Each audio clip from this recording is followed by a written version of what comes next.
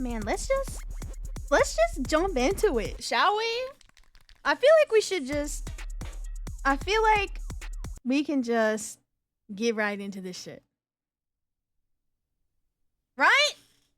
Right? Jumping in immediately. No pre-com. Wait. No foreplay. Yo! Okay, maybe a little bit of foreplay. Maybe a little bit of foreplay. Ah! Hi. Hi, y'all. Oh my goodness. Oh my goodness. Oh my goodness. Hi, guys. Hi, guys. All right, let's before we get into the fun hee hee ha ha hoo hoo, let me get this out the way. For those of you who follow me on Twitter, you guys will have seen that my mother was in the hospital. She was hospitalized. She is alive. She is alive and well. The issue is I'm not exactly sure for how long. Unfortunately, she has a very particular belief system that makes her very opposed to following doctors' advice. It doesn't matter what I say. It doesn't matter what my sisters say. It doesn't matter what the doctors say. She's kind of, unfortunately, one of those people that got on that side of the internet that's like, the doctors are bad. So she doesn't really want to listen to them. But somehow, some way, she is still living right now, even though she doesn't want to listen to the doctors. So that is something I've kind of been grappling with on my end, which is why I said the streams for this week, I have a schedule posted, but everything is tentative. So I'm going to try to start stream at 7 p.m. every day, but some days are worse than others, and I'm sure you guys can understand that. But yes, my mother is alive. She's out of the hospital. She is doing some of the things she's supposed to do to get fully better, to fully recover, but she's not doing all of them. So there is a chance that she can get fully better without listening to all the advice. But, you know, for those of you who might have similar parents, it's just very, very frustrating because it's like, man, you won't help yourself kind of thing. But yeah, we're here and we're gonna have a good day. I know a lot of you said like, oh, don't worry about streaming, oh, you don't have to stream, blah blah blah. I totally get it, and I appreciate you guys not putting the pressure on me. I don't want you guys to think I am like, oh god, I have to go stream, because streaming is kind of like a bit of my escape. I really like hanging out with you guys. I like talking with you. It helps make me feel better. So you guys being here and chatting with me makes me happy, makes brain happy. So in a lot of ways, you guys being here and chatting with me is the best way for me to cope. So yeah, thank you guys for coming. I super appreciate it. Also, hello Anne-Marie, Tanuki, and Forewarned on the YouTube side. And then on the Twitch side, oh, the Twitch folks. We love Ray. Thank you for the biddies. Raechit FTW. Oh my gosh. Yo, I got double bidded. First of all, double TTS. Whoopsies. But also I got double bidded. Let's go. FTW. Thank you for the biddies. I appreciate it. But on Twitch, hello Ty, Forward, Epic Gaming, Tanuki, Silver, Lim. Hello. Let me make sure I got everybody. Bison, hello. Humanities, hello. Fulgor, Bell. I love this women. Yo, real. Thank you. Thank you for this, Humanity, Bell, and Ty. I really appreciate it. We do miss you though, but we also want you to be as comfy as possible. Yeah, I get that. So there is a certain part of me that is like, man, I really would like to just not have to worry about anything or not have any responsibilities. But when I think about it, logistically, I'm like, man, if I go through all this stuff, because all this stuff it's gonna happen regardless, right? If that happens, and on top of that, like I lose a good chunk of what I've been working to build, I will be mega depresso. So I was like, I can at least keep one part of my life in order. I keep streaming. I stay stream. And streaming just in general, like I said, it makes me happier. I like being able to talk with you guys. I feel like I have a very unique community in the sense where, like, I guess you guys are more tolerable about talking about things that aren't like 100% happy. I'm not gonna be here the whole time like, oh my god, guys, I'm so depressed and everything sucks. But there are definitely some VTuber communities that are a little bit like toxic positivity kind of thing, where the community is like, oh, well, we don't want to hear you sad yap. But I feel like my community is a little bit more open to the sad yap, so we take those. But yeah, stream 25/8. I want to. I've actually been so busy. Oh my gosh, I've been so busy. With like orders and stuff. So I bless Alex, okay? Alex handmade, I believe, like in total like 48 boxes. So what happens is we order a bunch of merch. So we have a bunch of cardboard waste, we have a bunch of plastic waste, we have a bunch of bubble wrap waste. We reuse in every area we can. We always try to reuse, because one, just throwing away boxes and boxes and boxes doesn't really feel very good. Okay, I like giving them at least one more use before they get thrown into the dumpster forever. But two, also, when you're shipping big things like desk mats and posters, they usually don't have boxes fit exactly to the size of the desk mat. So not only do you have to put the desk mat in, you also have to stuff it with a bunch of fucking bubble wrap, which is also extra waste. And on top of that, since the box is bigger than it actually needs to be, it's wasting money because you're paying to ship out a bigger box than you actually need. So, Alex, shout out to my boy. Was like hand making boxes and like cutting them down to size to fit the desk mats and the posters almost exactly, so that they don't get, thrown around and shipping. They're not like sliding around everywhere, getting all scuffed up, getting marks all over them. And also to help save our customers on shipping costs because yeah, we did not want, we especially like for international orders, giving international orders, like seeing the shipping costs, people will spend like $40 on merch and $60 to ship it out to them. So it's like, damn. So we try to prevent that as best as possible. Thank you for saving me money. I try my best. But it is very time consuming. Like, we watched a whole season of The Umbrella Academy. It's only 6 episodes, but every episode is an hour. And like, we mow through so many movies. Like, we watch movies, video essays on YouTube. We watch a whole entire like series that have like 8 seasons, all like while we're like making these boxes and stuff. So yeah, it's nice. Sounds super fun. It's actually quite headache inducing. We've been out of ibuprofen for like a week, and me and Alex are both like, end it now, please. Please put me out of my misery. It's like, whew, it's a lot. Also, Bella, thank you for the 3 biddies. You could watch so much hentai in that time. Oh my god. Don't. Oh boy. Okay. So, okay. Summertime stories is what this Zatsudan is supposed to be like centered around. But I kind of just want to yap about like whatever. But I will eventually talk about like summertime stuff. Yeah, surely. But now it takes me back to making swag bags in university for conferences. Oh my god, not the swag bags. Ah! Dude, I literally, okay, don't tell my boss. But for orders that pay like $40 for shipping, because we do try to get it as cheap as possible.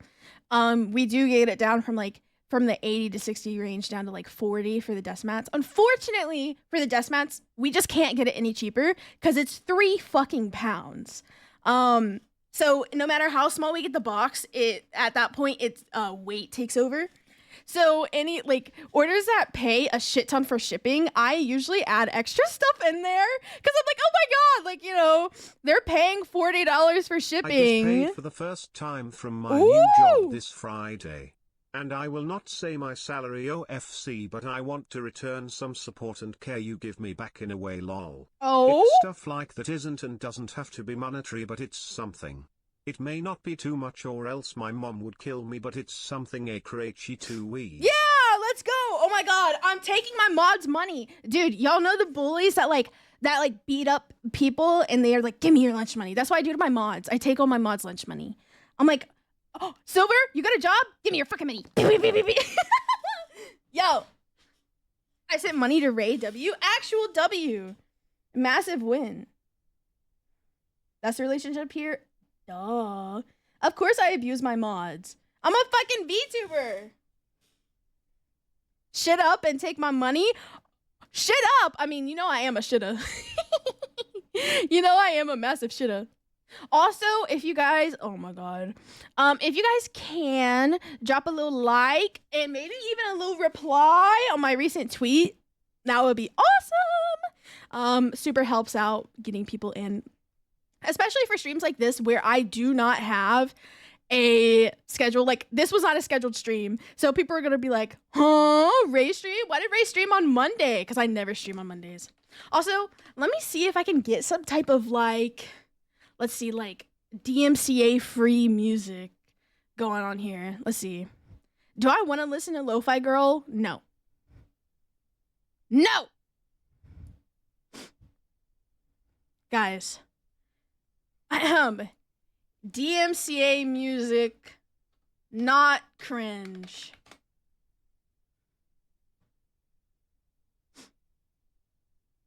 DMCA free music for Twitch streaming and gaming.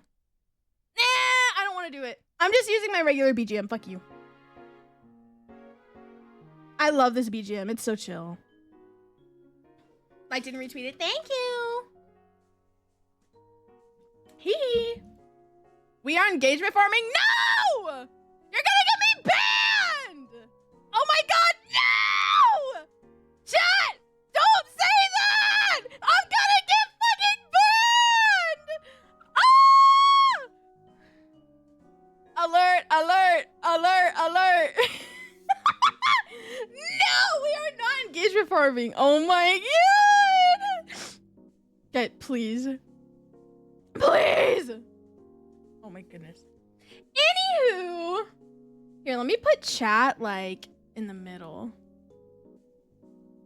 Okay, I know. Okay, dude, I feel like I have so much more to plug now. I feel bad. I'm constantly plugging shit all the time, but I actually have shit to plug now. Okay, if you are able to watch on YouTube also, I would appreciate that so I can get some watch hours. I guess I'll get some juicy watch hours, some juicy, sexy watch hours. Like, oh my god. Oh my god. I felt so bad because I have like, how do I say? I have Outlast bros. I have Outlast bros that like only watch my Outlast streams. And I felt so bad. I missed the Outlast stream yesterday, but like it had to be done. I literally could not stream. Fucking Outlast bros. Can you rewatch VODs to boost watch hours? I actually don't know. You can. But it okay, so basically I have Ray. Kirei! Thank you for the sub. Ray. Thank you for, oh my god, the double TTS is gonna make me tweak. Here, I can actually try to fix that now. So for the YouTube watch hours, it does work. But if you go and you're like, okay, I'm gonna watch this VOD and I'm gonna leave my computer, I believe it only counts like the first 12 hours watch time, because then at some point the autoplay either stops or it keeps going, but it assumes that like you fell asleep or you're not there anymore. So I do have playlists on YouTube.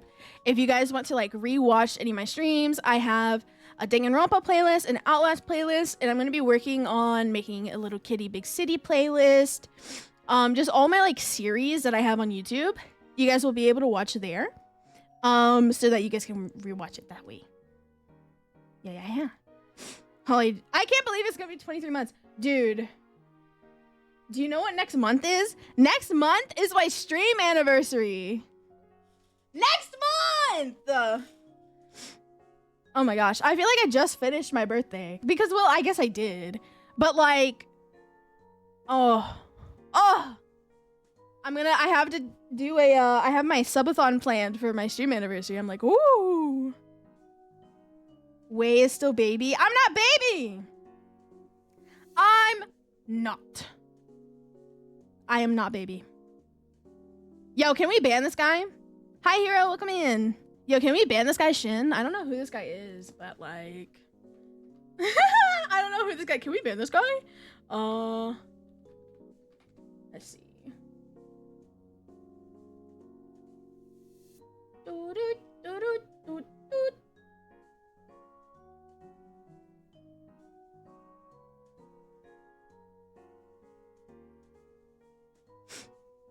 What day? It is the 7th. Actually, no, I don't think it's the 7th. I think it's the 17th. Oh shit, did I forget my own anniversary? I'm pretty sure it's the 17th. And then my affiliate anniversary, I know my affiliate anniversary is the 22nd. No, it's the 16th. My anniversary is the 16th.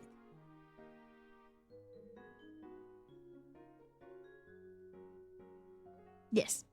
September 16th. But this year, I remember why I thought it was the 7th. Because this year I was thinking about starting the subathon on September 7th. Because that's a Saturday. And have it like run till, like have it be the 7th to the 17th. And have the last day of the subathon be my anniversary. But we'll see. We'll see. I'm still concocting ideas, and I'm also like,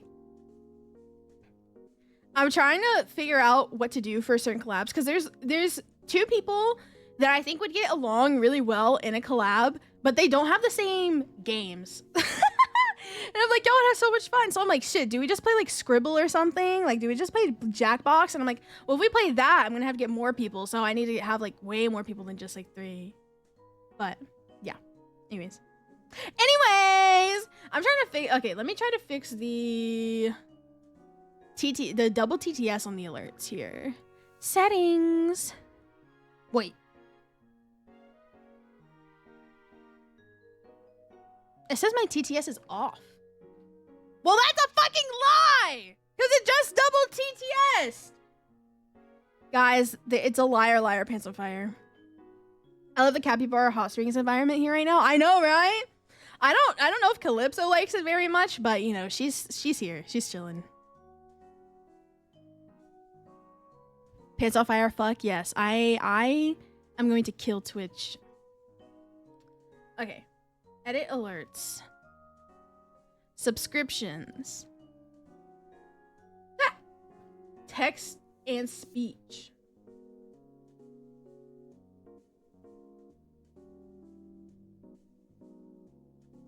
Oh my god, I had to manually remake it for every single alert. Guys, I'm gonna die. I have to manually redo it for every single alert. Brothers. Brothers! I'm gonna die. Okay. Brothers, okay. And it's not even just like, oh, blah, blah, blah. Because I have specific alerts. Like every variant of 69, I have an alert that I have to edit. Okay, I have done 10. Okay, 11. 12. Okay. Twitch is a clown website? Real. Did you see the really cool dragon pen I posted in Media Share? I did! It was so pretty and shiny! Oh my god! I wanted to reply, but the only thing I could think of saying was give it to me now, and I didn't want you to think I was being serious, even though I am kind of serious. But I also wanted to ask how much it was because it looked kind of expensive because it's an enamel pin. But I also don't actually want it, but it is really pretty, but I do want it. If you remember the artist, send me their website. 40? Oh! Yeah, actually, no, that sounds about right. Because I figured, I was like, yeah, that's probably going to be pretty expensive. It's a pretty sexy pin. I'm not gonna lie. Cult of the Land co-op is on sale. Let's go. I thought you got co-op for free. Or is that a negative? Negatory. Another artist, their name is in the photo. I took them. Oh shit, I didn't see that. Whoopsies. Whoopsie daisy. Okay, guys. Goal check in progress. Goal check in progress. Oh my god! Wait, when did that happen? What the fuck? Huh? My watch hours. Okay, I've been posting screenshots every time I upload something to show progress. The last time I checked on my watch hours, it was 360. I just checked. It's 487. That is the biggest jump in watch hours I've had yet. Holy moly. 487. Okay. Holy. Woo. What happened? Wait. Did something pop off? Did something pop off and I didn't know? Did I pop my pussy and I didn't know it? Or did y'all just start rewatching VODs? Or it could be both. The power of Sims, actually so real. Yo, hold on. Yo, what the fuck? Huge jump. What the fuck?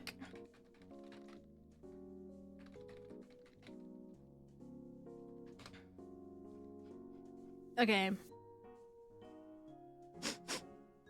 All right, guys. What gave me those watch hours? Let's see. Oh, my Danganronpa VOD.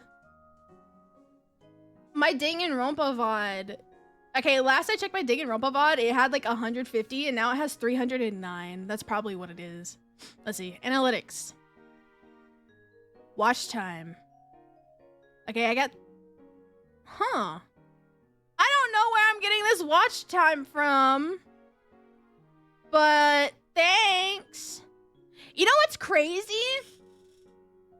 Okay, I have 427 watch hours in the past 30 days.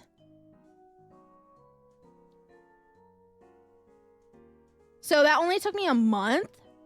So if I get hold on, let me do some math. If I get 400, okay. If I get 400 watch hours a month and I need 3,000 watch hours a year, I only need to stream 7.5 months. Okay. No, videos actually give 0 watch time unless it's a super long video. See this video? Let's see. This video gave me 2 watch hours because it's so short. If I have a video on screen but I have it paused, does it count towards watch hours? No. Volgard, thank you for the 3 stream watch streak. Yippee! Let's see. Oh, I forgot I started posting shorts again. See, shorts don't give that many watch hours, but the shorts boost. See, okay, my recent short got me 0.02 watch hours, but the shorts boost the live content, which does give watch hours. Yeah, I'd have it on screen or as long as it's playing, it's fine. I think as long as it's playing, it's fine. I mean, there's no specifics on this. And I don't think YouTube would like me trying to cheat their system, but you know, I gotta get that monetization, bruh.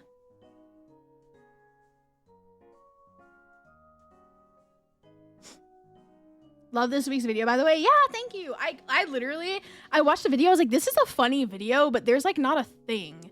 Like for my other videos, there's like a hook to it, right? Like, oh, a VTuber, out of shape VTuber is playing Switch Sports, or this VTuber sucks at Valorant, or oh, this VTuber pulled on the viewer's account and like, it was really bad. But this one, it was literally just like Phasmophobia highlights, and they were funny, but a lot of people usually don't watch highlight videos. So I don't really expect that one to do well, but it was quite a funny video. Rip Susan, yes. Rest in peace, Susan. Rest in peace. I saw that, and I'm gonna be honest, I thought it was a joke at first, because people have been posting, like, lately. They've been posting the stuff like, oh, Elon Musk dies in a car crash. Oh, what's his name? Mark Zuckerberg dies of exhaustion, or like, I don't know. Like, I've seen to be like a lot of like fake death announcements. So I honestly thought it was fake at first, but you know, it is what it is. Anywho.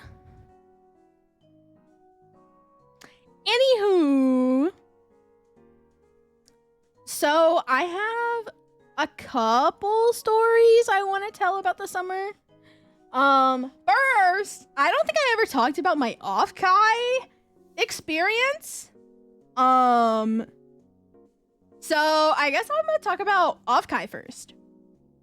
So off-Kai, I literally have notes because my off-Kai experience was so ass, and then it was so good, and then it was so ass again.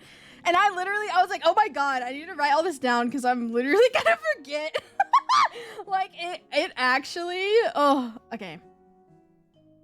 So, first of all, let's scroll all the way up. First of all, let me scroll all the way to the top of this bitch.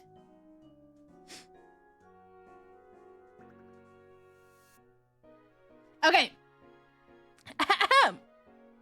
All right. All right. Off-Kai story time. And this is gonna be fucking long. So strap in. And when you think it's over, it's not over. Just so you know. I'm prepped, and I'm packed, and I'm ready to go for off-Kai, okay? We drive there. Well, okay, first of all, we ordered our tickets online, and they were like, do you need a checked bag? Or do you just have carry-ons? And we only had carry-ons. Like, Alex and I had one bag each, and they were smaller than the carry-on size.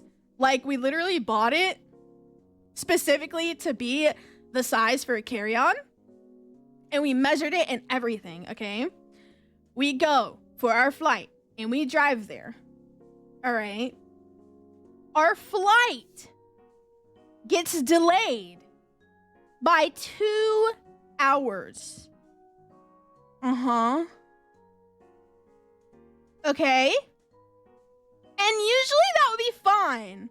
But I'm poor as fuck, okay? So we take layovers here, all right? We take layovers. And so that 2-hour delay made us miss our layover, all right? And so the people were not helping at all. I was calling because it was like, oh, you have to call.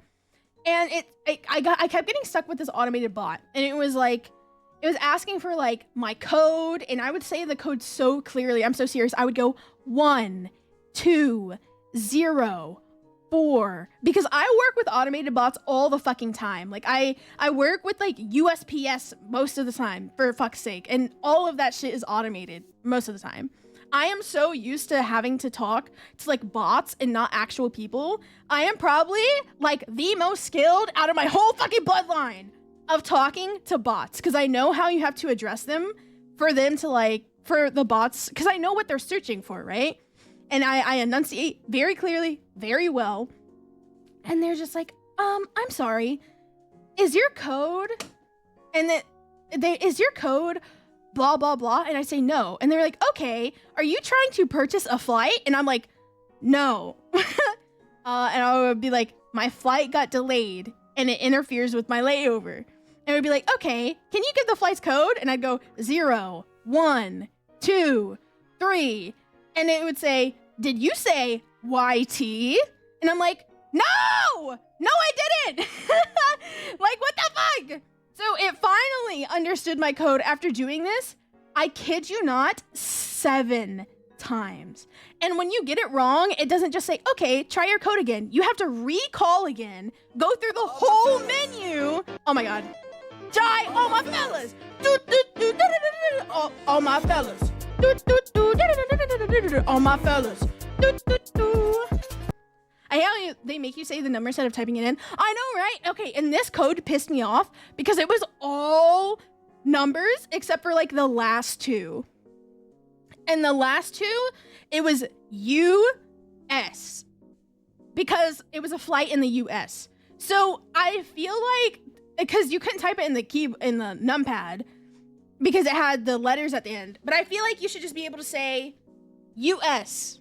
I'm going to the United States, so it will already assume that there's US at the end and then let you type it in. So like, bruh. And so, but yeah, you had to go through the whole dialogue pad. They had to go, how would you like to help? Where is your flight? Where is it to? Where is it from? What date do you plan on leaving? Are you trying to cancel your flight? Are you trying to get a refund on your flight? Are you trying to reschedule your flight? Like, and so you have to go through the whole dialogue option every single time. So I did that 7 different times. All right. And it said, let me put you through to an agent. And I'm like, okay, cool, nice. And the bot hung up on me! After all of that, the fucking bot hung up on me. That is not funny! That is not funny! And okay, mind you, I wouldn't even be awake to fix this problem if I wasn't a complete degenerate. We were supposed to be awake for our flight at like 5, I think, and I just hadn't fucking slept yet. So I was up at like 2 a.m. or 3 a.m. or something in the buttfuck crack of dawn, okay?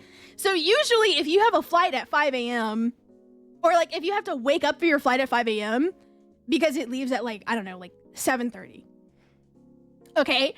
You're not gonna be awake, you're gonna be sleeping. So I was lucky that I was even awake to try to fix this problem. And so I was panicking and I was talking to, Sayu and her team because they are also degenerates and they were up. And so we were talking about potential options because for Offkai, me getting there, I was supposed to get there day 0 to set up for Sayu. We had ribbons we had to pass out. I had to get my badges, Sayu's badges, and there were just a couple other things that we had to iron out before the convention actually started. So I was supposed to fly in like in the middle of the day before the convention. Thank you for the hydrate, RX. I was supposed to fly in at like lunchtime the day before the convention, okay? So we were like panicking and it was like, holy shit. So we were like checking the emails, like we're refreshing our emails because now when I call to like contact support, it just doesn't let me like call. Like it's just like, it was just like, your flight is blah, blah, blah, hang up. And so it just told me the information on my flight. So maybe it's just because I took a Canadian airline. When they fucked up our layover, they gave us a temp hotel, $60 and free food and rescheduled our layover. Well, the thing is like that all of that was not an option. Like me getting there a day later wasn't an option.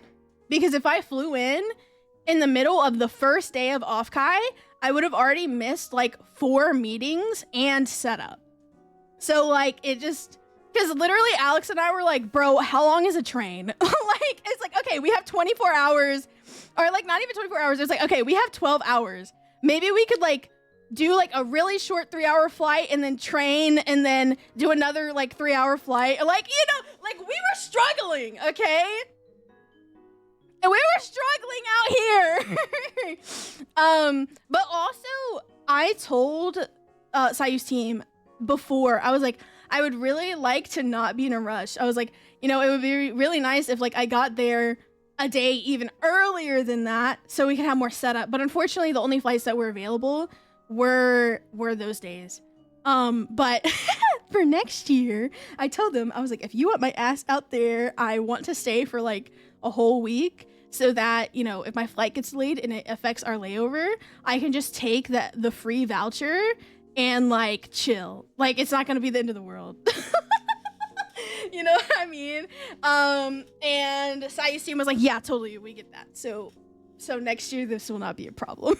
But that's what I wanted to do this year. But admittedly, the plans for me even going to Offkai were super late, because I have some like health issues, and on top of that, I've never been into a convention before, and I haven't flown before, and all that fun stuff. So when I was like talking about going to Offkai, I was like, oh yeah, you know, maybe I'll go this year. Oh yeah, maybe I'll go this year.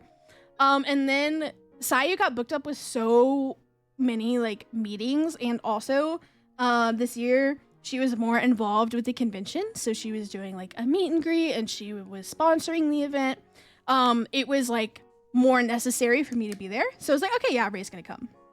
So this was more last minute than like expected. But next year will not be like that. Like, I'm already like, okay, what days am I staying? Like, as soon as they announce the days, I'm like, okay, booked. Like, everything booked, everything done. I went to my first anime convention this past weekend too. Let's go! Oh, what anime convention was it? If you don't get me there earlier, you don't get me. Banals real, because I am not gonna stress the fuck out again. Like really, because it wasn't even just me either. Like, when I used staff members, this was on the way back. But he was like, oh yeah, I'm gonna, you know, I'll be the one in charge of taking you to the airport. And I woke up and like I was ready to go to the airport, and I was like, why isn't this guy awake? And then it was like, oh, well, maybe you guys can get an Uber. And I was like, I don't know the area, so I don't know if they're taking me to the right spot. And do I really want an Uber to be the one to have like the flight in my hands to make sure I get there on time? I was like, no, get the fuck up and take me to the airport. And that's like, okay, I'm not gonna lie. This guy has been lovely to work with, and I think that's the first time I've ever been like bitchy to him. I was like, get the fuck up and take me to the airport, bitch. Because I'm not going to with a stranger, okay? Because I'm also like, I'm not familiar with Ubers. I've never taken an Uber car before. Like, never in my life.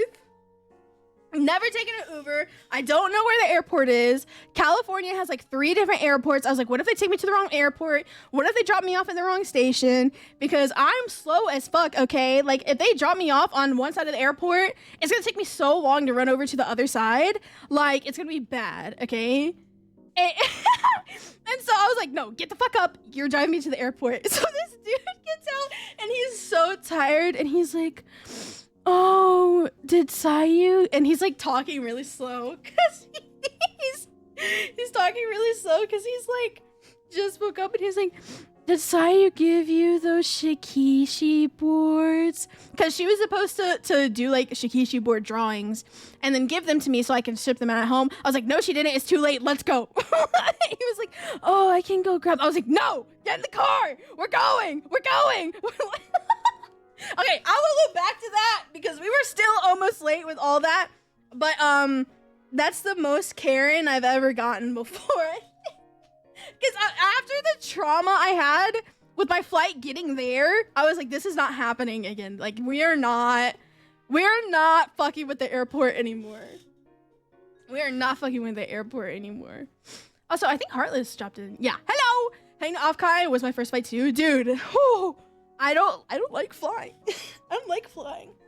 I got a fat ass too. I am a fat ass. So it was like the window, me, and Alex. And I'm like smushed onto Alex because I don't want to smush a stranger, right?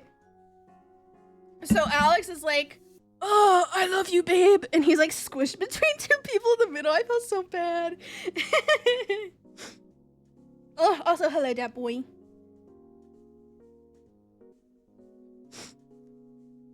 Dude, that's hot. No, it's not hot. Well, it was very hot in those airplanes.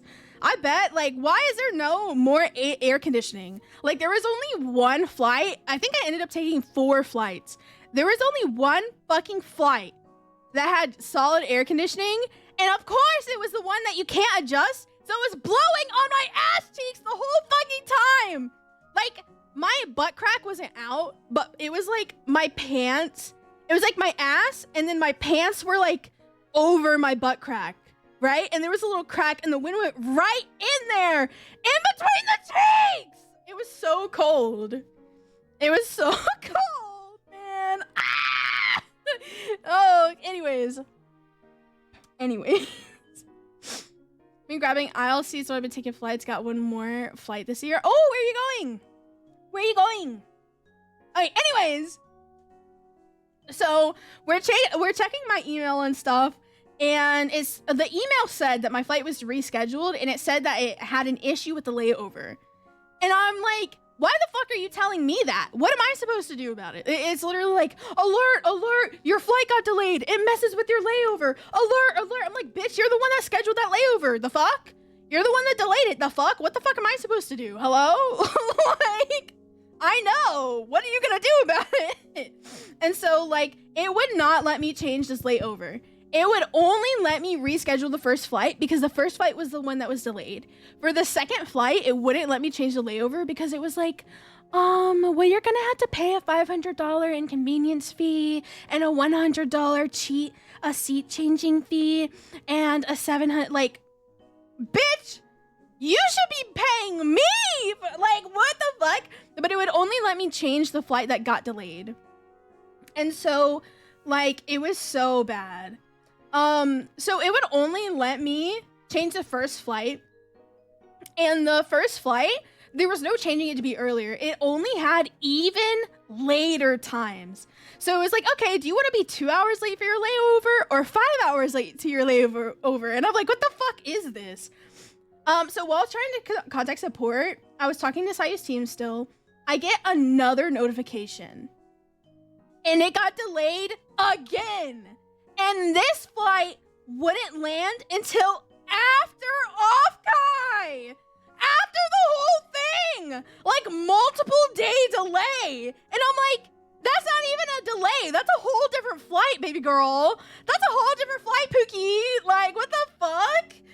I was like, okay, this just isn't gonna work. So, I was panicked, I was stressing out. But Sayu's team pulled through, and they were like, okay, we will handle getting your refund on these tickets. You just need to find a flight that will get you here. So I'm like, oh my God, I'm panicking. Hi, Liam, welcome in. I'm panicking. I'm like, oh my gosh, we need to find a flight. We buy a ticket to a flight. Okay?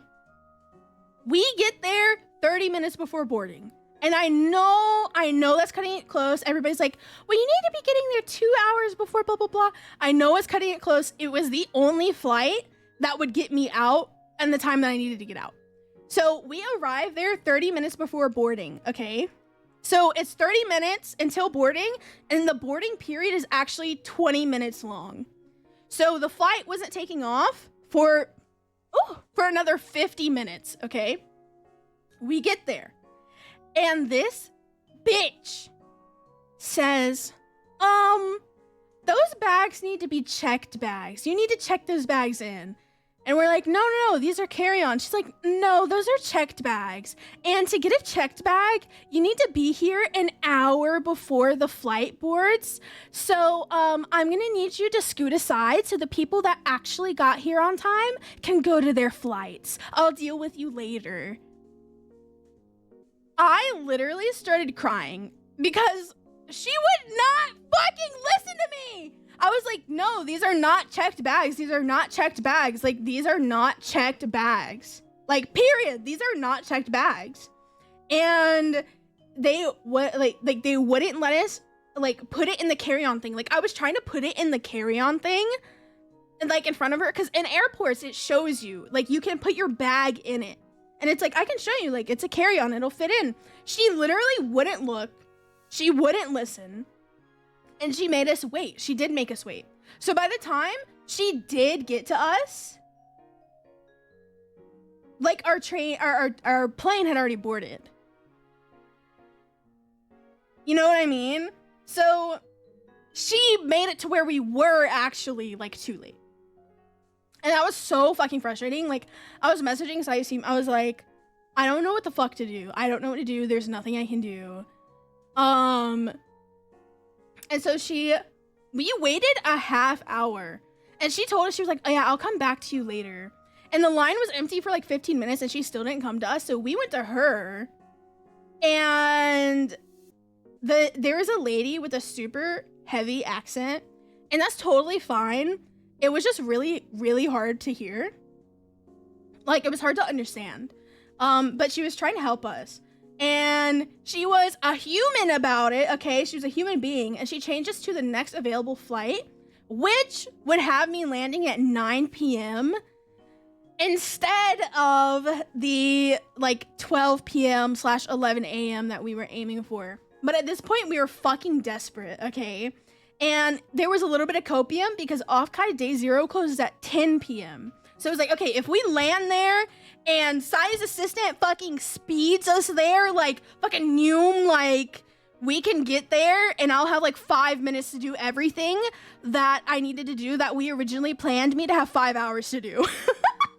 So we get, I was like, holy shit. Hi, Sora, welcome in.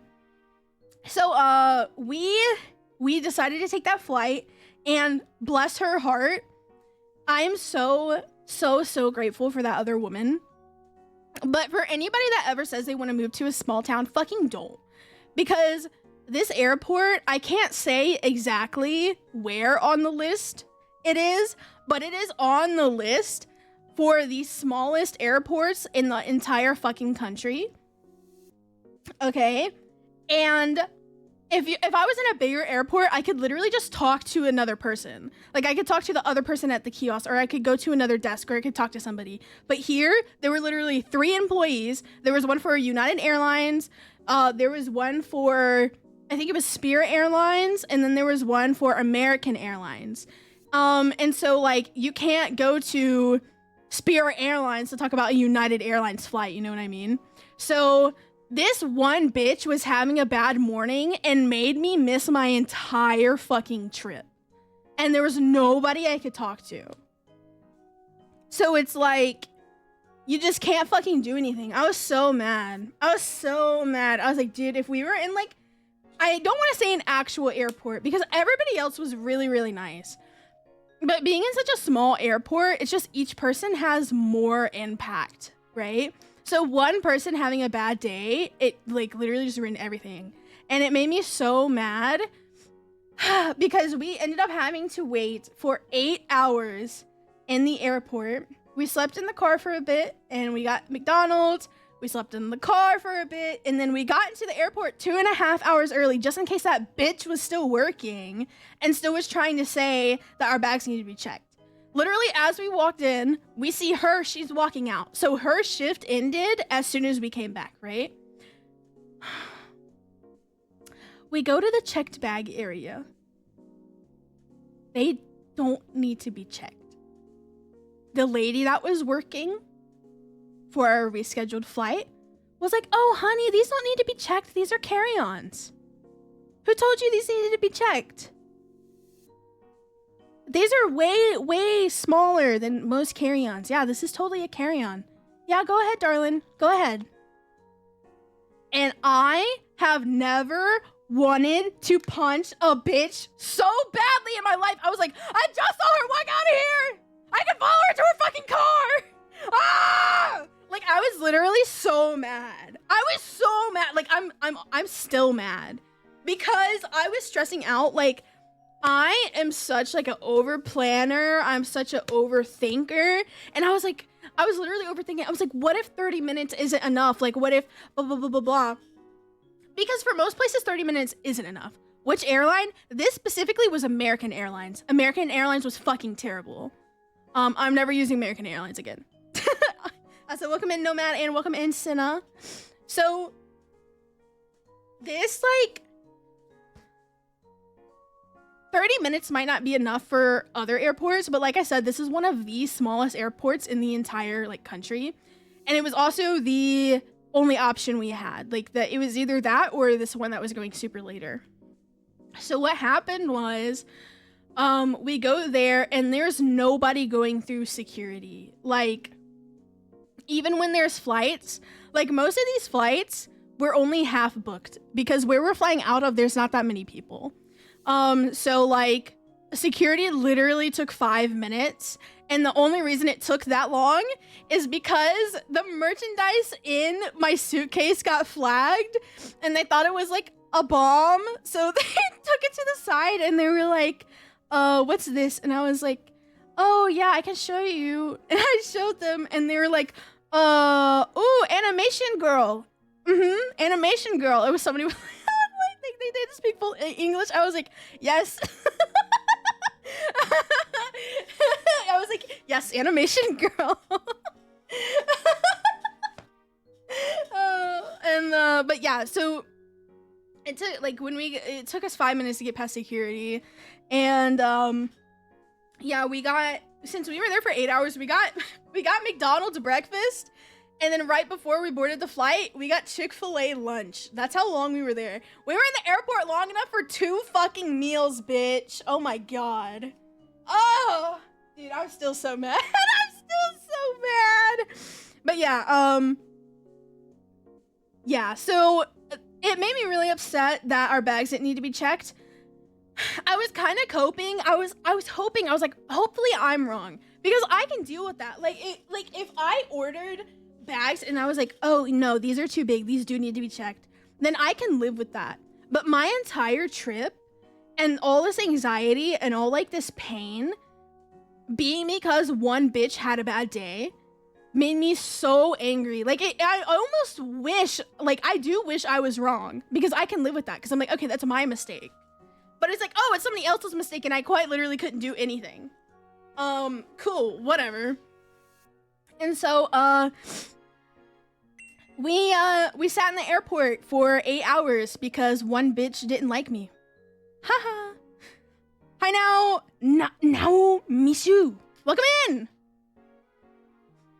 I would be pissed, yeah. So we made it through TSA. And so that's another thing. Like, it for sure is a carry-on. Oh my gosh, wait. Is that you? Wait, hold on. Oh, hold on. Oh, wait, it is you. Okay. Can we get a shout out for Nao? I'm sorry. I don't actually know how to say your name. Miss you. Can we get a shout out, please? I did some VOD scrubbing for her. She's very, very funny. Naomi? Okay, that is much, much easier. I don't know why my fucking brain was like, Nio, Mishu. I think, okay, I don't know if y'all play Wizard 101, but fucking Wizard 101 has a planet called Mishu, and I think that's why. I'm not that funny. Okay, whatever you say, girl. Oh my goodness. Just in case you missed it, I am doing like a little chill unscheduled stream today to kind of get my mind off things. My mom literally, like the day I messaged you, she got hospitalized. Whoopsie daisy. So I'm doing a little stream to get my mind off things, and I will be back to work tonight. Yippee! Everyone messes up my name. I'm sorry. I'm a white bitch. I'm sorry. We have a little bit of dumb bitch syndrome over here. I swear every single white person is born with like a negative trait of doesn't know how to pronounce anybody's fucking name. That isn't literally like Bob. Okay. I struggle with everybody's name and it's like, I'm sorry. But yeah, literally every single person that comes in here, I'm like, I think that's how I say your name, but I'm sorry if that's wrong. And it's usually wrong. It's usually wrong. Okay. But yeah, so after the airline stuff, like, we literally... Oh, God. I was trying so hard not to, like, scream. Because also, 8 hours. Alex was asleep this whole time because he was tired, but I was, like, so anxious and nervous. I couldn't sleep the whole 8 hours we were there. I was just awake. I was literally just awake sitting in the car like wanting to die. It was so bad. But yeah, anyways, I went to TSA and they saw the half naked anime girl merch in my bag and they let me through. And the whole thing that went like that put the icing on the cake is they ran out of overhead room in the plane. And so they gave me a checked bag tag for free without checking it, without looking in it, without charging me. They just gave me a tag and threw it under the plane. Nothing matters, dude. Everything. It was all for nothing. It was all for nothing. But the flight was fine. It was tasty snacks. I had some tasty snacks. Hope you're having a good day. I'm trying to have a good day. I have like, I have some stuff going on with my mom, and her health. We had a little bit of scare there. I was like, whoop, my mom might die. Whoop, whoop, my mom might die. And she didn't, but she's pretty damn fucking close. So we're just hoping that she's pulling through. I'm just streaming to get my mind off things, cause cope. It'll definitely get better for you, right? Yeah. Hopefully. Anyway, so that was all just the first flight. Our second flight. Oh man, I'm sorry. It's fine. I just wish you would listen to our doctor. Like, I don't know if any of you guys have parents like this, but the doctor literally told her exactly what she needed to do. And then she was like, okay. And then when she got home, she was like, I'm not listening to that stupid doctor. That doctor doesn't know what the fuck he's talking about. I'm like, are you stupid? Like, oh my God. Please listen to the doctor. Please.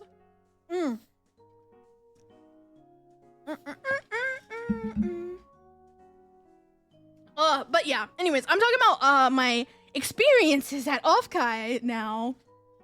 I was supposed to stream this last week, but that was when I got the news about her. Thank you for the bitty. Thank you for the head pats and the hydrate. I swear, you guys see me hydrate and then you send me a hydrate redeem. Thank you for the stretchies.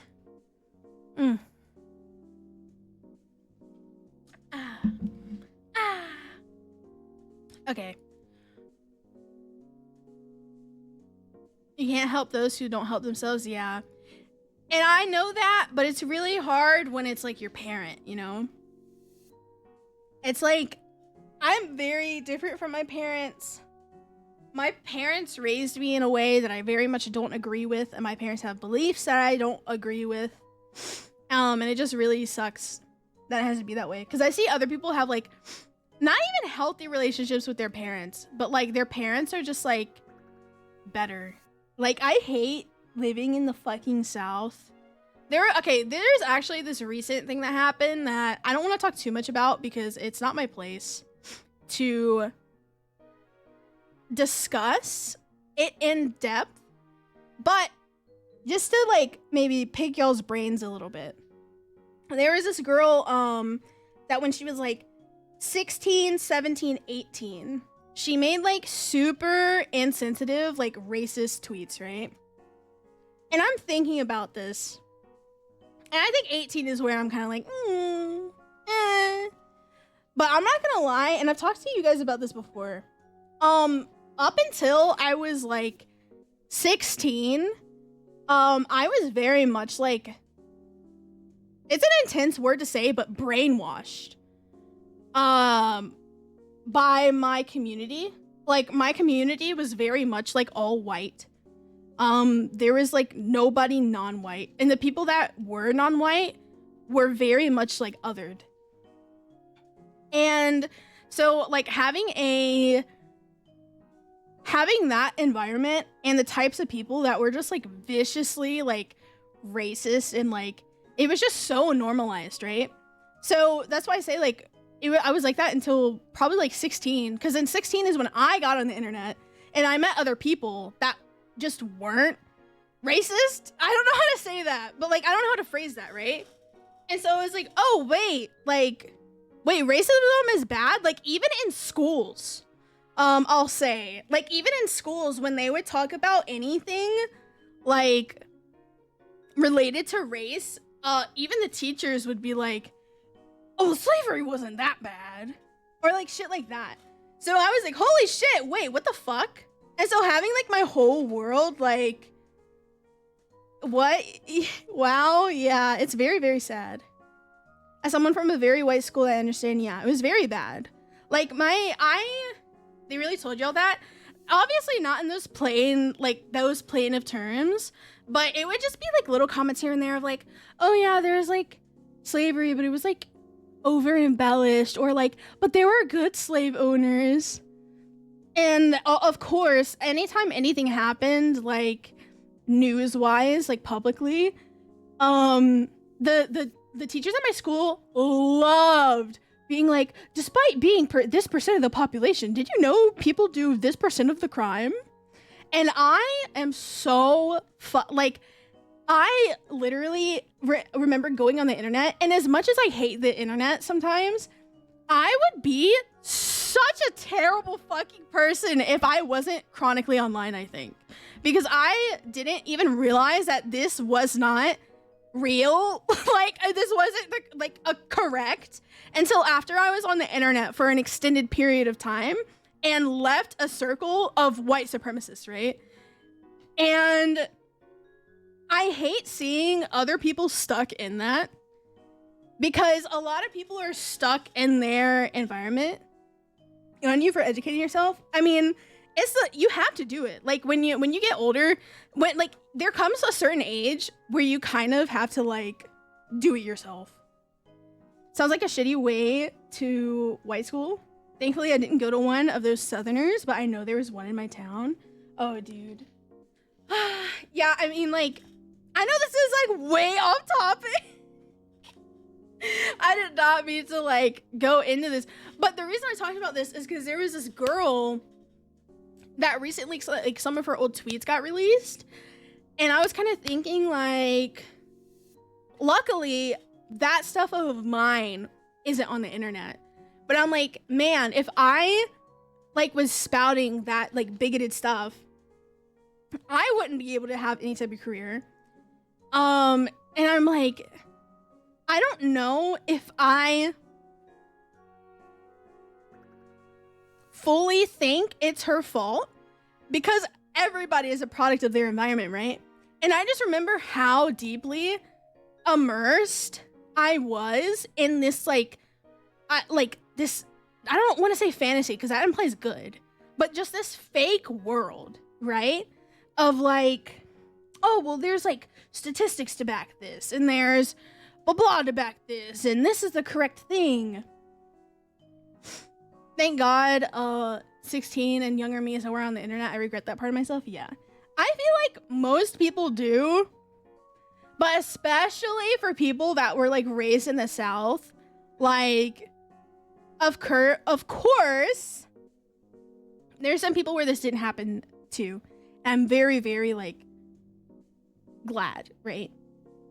Because there were always like, even there were like certain lines, like my families would cross certain lines. Like I remember specifically my dad, we were on vacation, and he would just outright, like, we were on vacation and he just outright was like, oh, stupid slur. And I was like, whoa, what the fuck? Why would you say that? Like, he just got in the way on the road. He was like, it's not actually that bad of a word. People are just like oversensitive. And I was like, no, like, you don't fucking say that. What is wrong with you? And I was like, he called me dramatic for it, but I was like, bro, get me out. I opened the door and I walked out, and I walked my ass home, and he was like, get back in, like, get your ass sitting in here. I was like, no, you're fucking, I literally told him, I was like, you're such a bigot. And he was like, oh no, the left got you. Oh no. And he was being so dramatic. I was like, what the fuck? And that was like part of my like awakening of like, holy shit, maybe everybody sucks actually. It was so bad. We can't choose our family, unfortunately. Yes. And I have such resentment for my family for doing that to me, because even now, like, the last big argument, or the last time actually my dad visited, I've been trying to educate him more, right? But there's just not a willingness there to learn, right? Because then, for me, it was like, okay, the past 16 years of my life were completely wrong. But for him, it's the past 70 years of his life are completely wrong. And I don't know, he's just not willing to change. He hasn't been allowed back at my house. Because we went out in public and we were talking about, I don't know, he always does this shit, bro. He brought up oh my god. Evie! Yo, Evie, we are talking about racism. We're literally talking about racism. Welcome in, Raiders. Hello. Was your Wi-Fi working? Now I feel weird about my raid message. You need it's fine. Hey, we can all get educated together.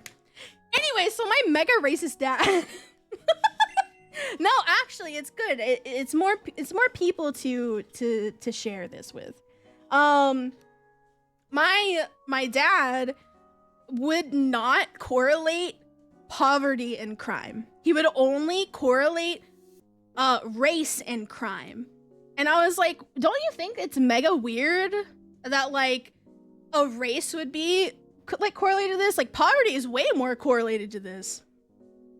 And he was like, well, they wouldn't be in poverty if they weren't doing all those food stamps. And I was like, this is just a lost cause. I was like, there's just literally, there's nothing I can do. I was like, all right, whatever. There's literally nothing I can do here. And he, I laugh. It's not funny. All I can do is just share my experiences. So this is the reality of living in the Deep South still. And that's why, when I went to California for Offkai, I had a really, really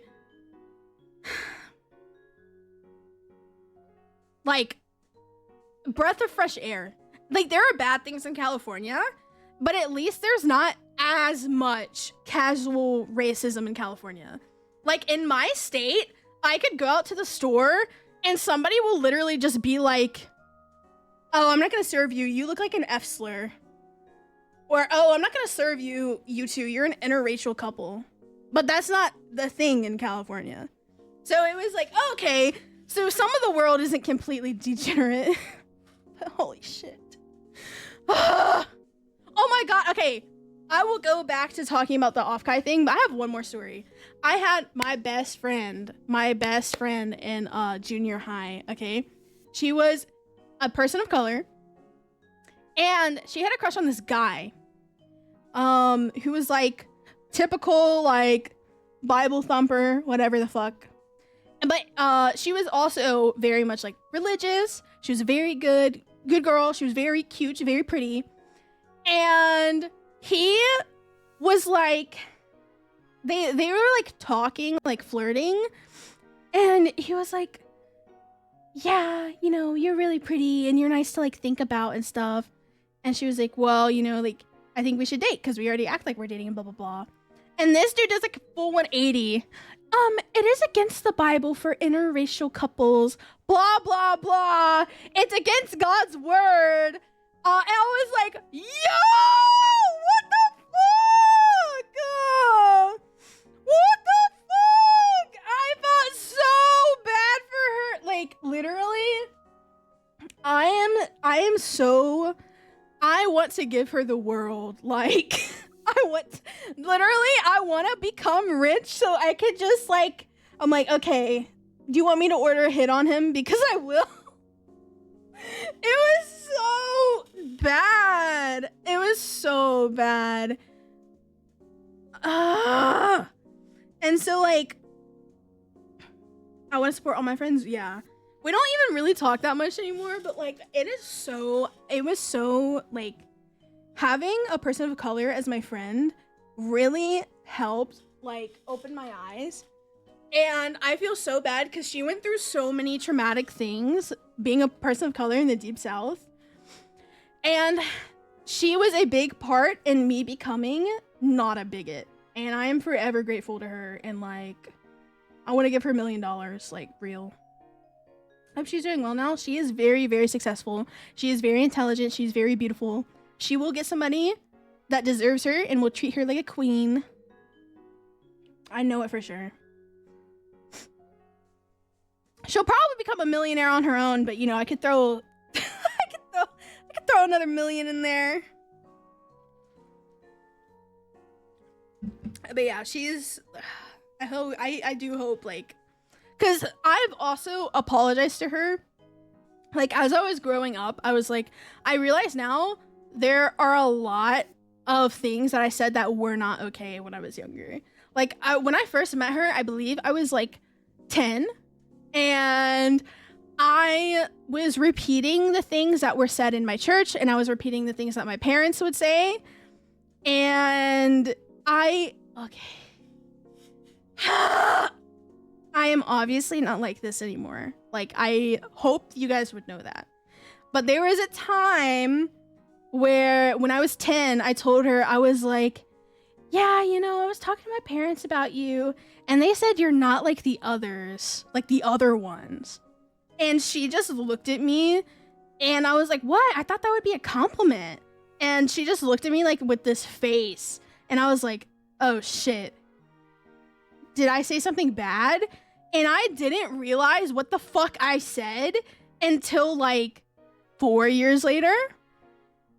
And I specifically apologize for this specific thing because it eats away at me. Like, you know, when you're up at night and you're thinking about all the bad things that you've done, that's one of the, like, that's mine. That's mine. I'm like, holy shit, 10-year-old Ray fucking burn her Pokemon cards and put her in timeout. Burn her Pokemon cards and put her in timeout. But yeah, thankfully, she understood, and she was like, yeah, like, I met your parents. I know where you got it from. She was like, I'm just glad you're not like that anymore. And I was like, I am so sorry. I am so sorry. Like, I don't know. And it just sucks. Like, I am grateful that I got out of it, but I see so many of my peers that did not. Like, I can tell the peers that I have that have never had a friend that wasn't white. Or like, if they do have a friend, they had like a very Americanized Asian friend. And I say this because in my area, we had a couple of like Americanized Asian friends that would do their best to like, quote unquote, blend in with white people.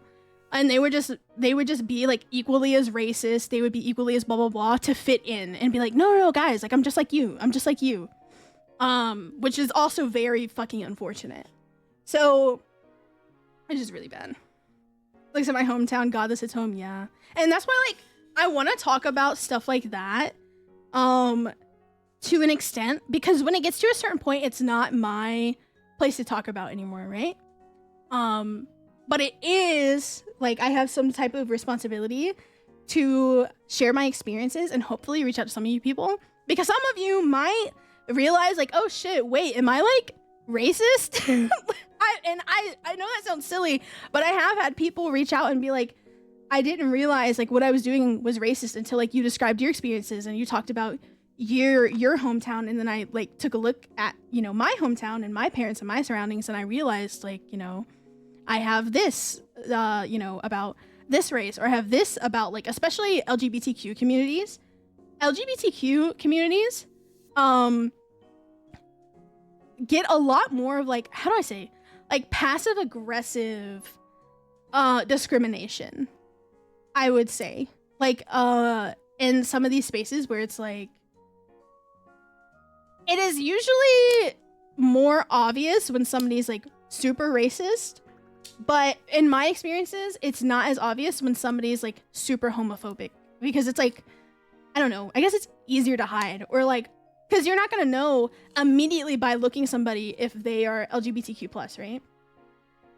But you'll know somebody's race usually just by looking at them. Sounds like one of the people I knew from my childhood, bro. I remember getting in an argument because we did like a in high school we were doing like argumentative things where we would all write a paper about something and then we would sit in a circle and we'd fucking argue about it. And like 50% of the ones were about like race. And I'm not gonna lie, bro, I kind of demolished. Like I got such everybody basically that tried to debate against me got such a bad fucking grade. I kind of ate racism. Keeps our community check, dude. Yeah, especially the VTuber community. Okay, I'm sorry. Some of y'all's faves are fucking racist. Like very, very, very fucking racist. Some of y'all's faves are very problematic. And some of you know that and don't care. Some of you are like, oh yeah, I like edgy humor. And it's fine to like edgy humor. But bitch, that's not edgy. She's racist. Like, goddamn. And it's seen as like this cute and funny, like, oh my god, she's so base. She's so base. It's like, no, she's not base. She's fucking racist. I've seen some VTubers just allow their fans to go around saying whatever. Yeah, I keep that shit in check. I've had like, so I had a regular that was a regular for a while and like very integrated into community and good friends with a lot of the people. And they said something quite racist and kind of expected to get like laughs out of it. They were just like, racist thing. And I was just like crickets. It was just full crickets. Like, bro, that was fucking weird to say. Why would you say that? That was weird. And he's never said it again. And it's not that hard to shut that shit down. It is not that hard to shut that shit down. Like, I've seen VTubers be like, well, I don't know what to say. Or blah, blah, blah. It's not my place. Because, like, okay, I do say it's not my place for certain things. Like, if somebody says something racist, right? It is not my place to accept that apology. Unless they were like, oh, I fucking hate crackers. Then, you know, it's my place. Because they're talking about my race, right? But if it's, like, somebody else's race, it's like, okay, that's not my place. But VTubers will say it's not my place about things that are directly in their chat. Go around being homophobic or racist. Yeah, you gotta keep that shit in check, man. You gotta keep that shit in check, dude. But yeah, anyways, the start of this, my dad is very stubborn. Yes, my parents are very, very stubborn, and my mom is very stubborn. And unfortunately, I can't do anything to change it. I have tried changing my mom's beliefs and like trust in the medical system, and she won't do it. I've tried to change my dad's views on race, and he won't do it. And I guess like I did my job. I guess like the goal is like if you have kids to make sure they have your belief system. I did my job of not adopting his. So hopefully that is enough. You can help and change others that are willing to. Yeah. And I'm very open to like rehabilitation because it's the same with a lot of things, not just like beliefs, but like actions too, right? If you're a product of your environment and it's like, oh, this is what you need to do. This is what you need to do to survive. This is what you need to believe. This is what is right. I guess there's a certain point where it's like, okay, well, if you were raised in it, you were born in it, how are you supposed to know any different? Like, I very much, like, it's a different severity for sure. But for the longest fucking time, like, the world was believed to be flat until it was shown otherwise. So imagine if you just drop somebody into those times now, and you're like, well, why the fuck didn't you know the world was round? I would think they're a little stupid for not questioning it, or like, you know, something like that. But as long as they were willing to learn and like be open to it and, you know, change their beliefs, it's all good. Or not all good, but it's better than nothing.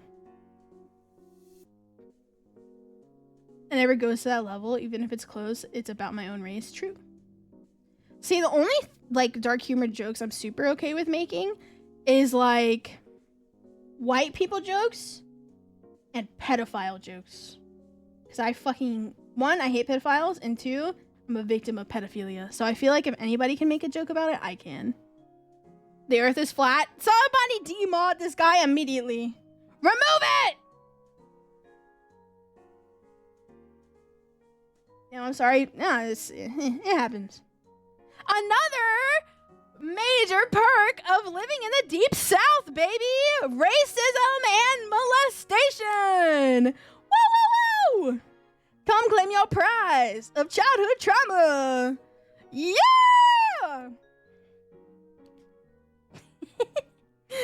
No, the only way to cope with it is through humor. If you get stuck on it, you just go to a really deep, dark place. We've all gone through horrible crap. True. Hidden Blade, welcome in. Second one will get you killed in my hometown if it was found out. Oh, I wish, man. I feel like everybody says that. But like in my case, everybody that would say that was like, if you ever touch my daughter, blah, blah, blah. When shit like actually came out, I was like, but he was a good man. Oh, but he's so old. Just let him live the rest of his life peacefully. You don't want him to live the rest of his life in jail, do you? It's just whatever. Happens. Happens. Bro, I need to change the fucking the title to trauma dumping. Trauma dumping stories. Will always come to light, yeah. Hopefully. Hopefully. Ugh. I'm moving from the better. Yeah, I'm trying. Trying my best.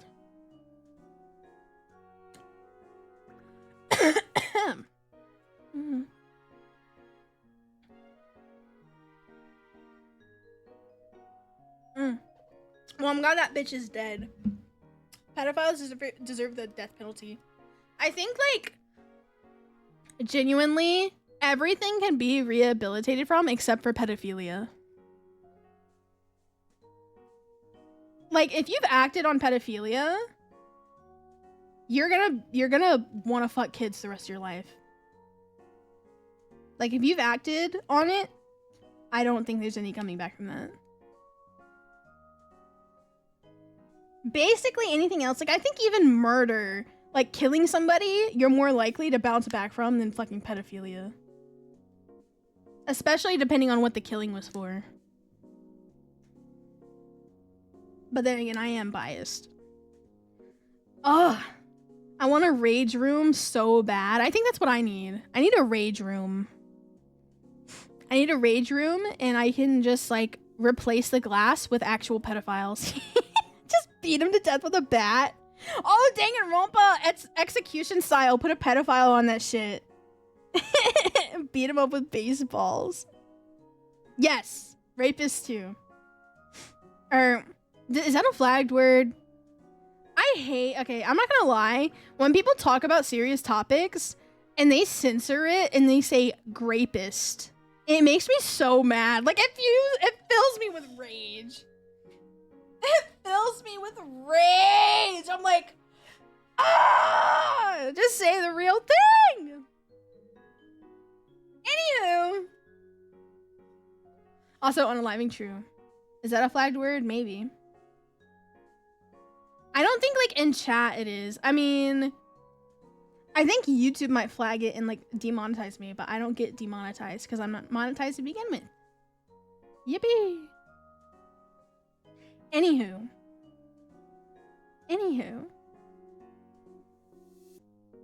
So this is, it reminds me of that one fake commercial video. I haven't seen it before.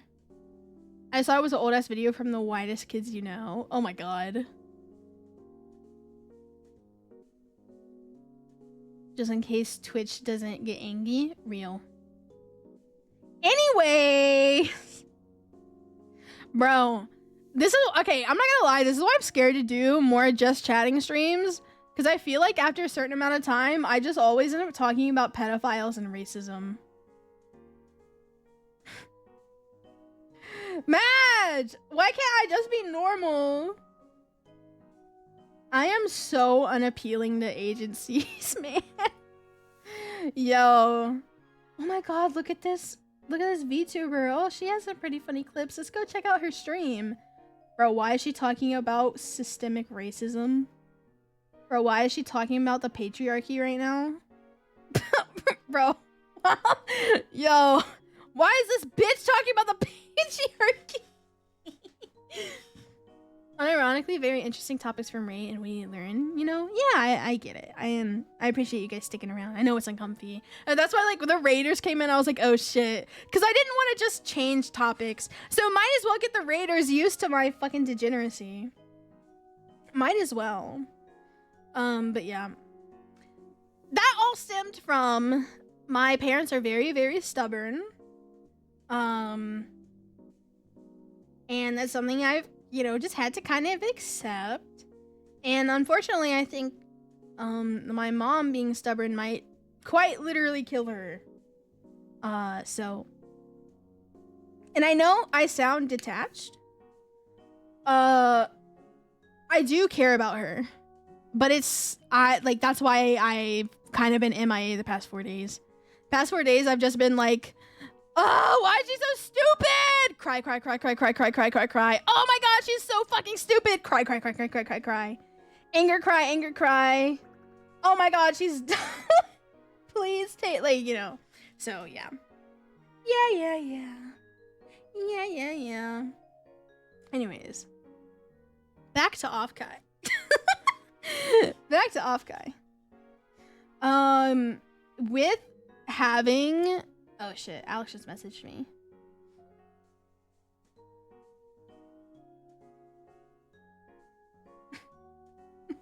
We're having a staring contest.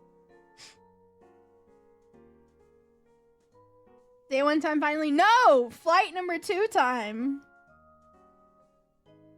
Hold on, let me call him.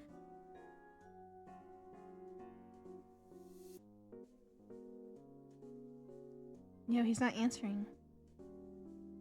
No way he messaged me, but he's not gonna answer the phone. Don't be a bitch. Don't be a bitch. Oh my god. OMG. Don't be a bitch. Oh, I forgot to say A, so I just said don't be bitch. Don't be bitch! Answer! Bruh. He said I'm in a game, then why are you messaging me? Don't be bitch, bro. Okay, anyways, so flight number 2. We get there, and I don't remember the exact details. I'm pretty sure this flight, I'm trying to remember. Oh my god, I forgot the stalker arc. Oh my god. Okay, so in our first flight, there was this guy. He would not stop looking at me. Like, I'm so serious. He would not stop fucking staring at me, and I was getting major creeps. And I would look at him, and he would keep looking at me. And I was like, oh my god. And I turned to Alex, I was like, dude, this guy won't stop staring at me. And he was about to say, what dude? But he cut off his sentence midway through when he actually looked up, and he immediately saw this guy sitting right in front of me, just staring at me. Like, literally, like, I wish I was fucking kidding. Like, it was dead ass. The fucking...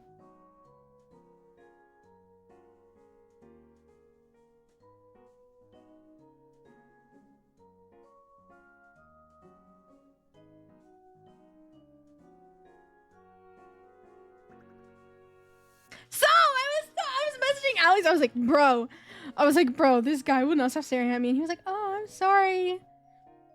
I'm sorry, sweetie. And like, it was so awkward. I was like, okay, well, at least it's just for one flight, right? So we get on the flight and we get off the flight. And, you know, even while we're like loading and unloading, he is like dead staring at me, okay? And we get off, and then Alex and I have to run run to our second flight. I mean, like, sprint. We are sprinting straight to our second flight so we don't miss the boarding, okay? We sit down. Guess who sits in front of me again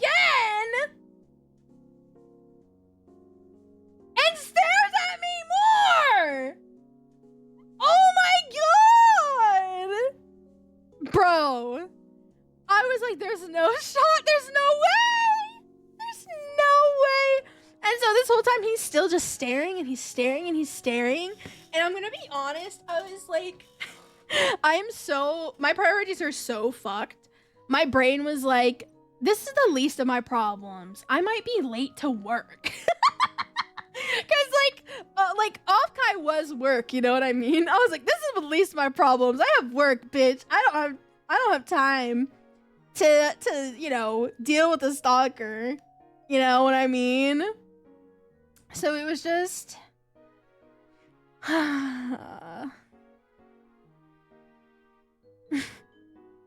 so we get off the flight and this guy stands there like he's like, well, what now? What do we do now? Like, where, like, he doesn't say anything, but he's like, okay, so like, where are y'all going? But Alex and I literally don't have time for this because we arrive at like 9:15. The convention center is an hour away.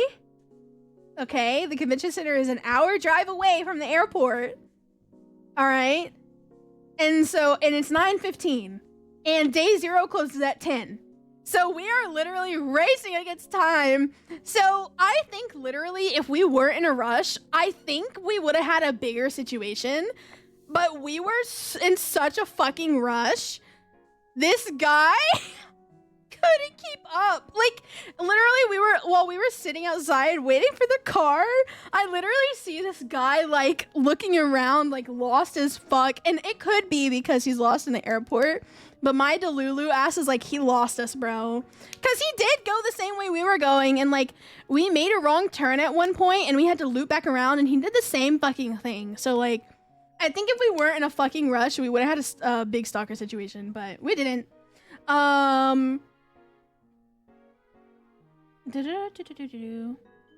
Okay, so we have it's an hour drive and it's 9:15 and it closes at 10. We somehow, okay, we get there at like 9:57. Okay, I run, okay, and I'm like, oh my gosh, where are they? And they are upstairs. I'm like, are you fucking kidding me, dude? And so I'm like going up the stairs. I'm like, going up the stairs. And then we get to the top of the stairs and I see a fucking escalator.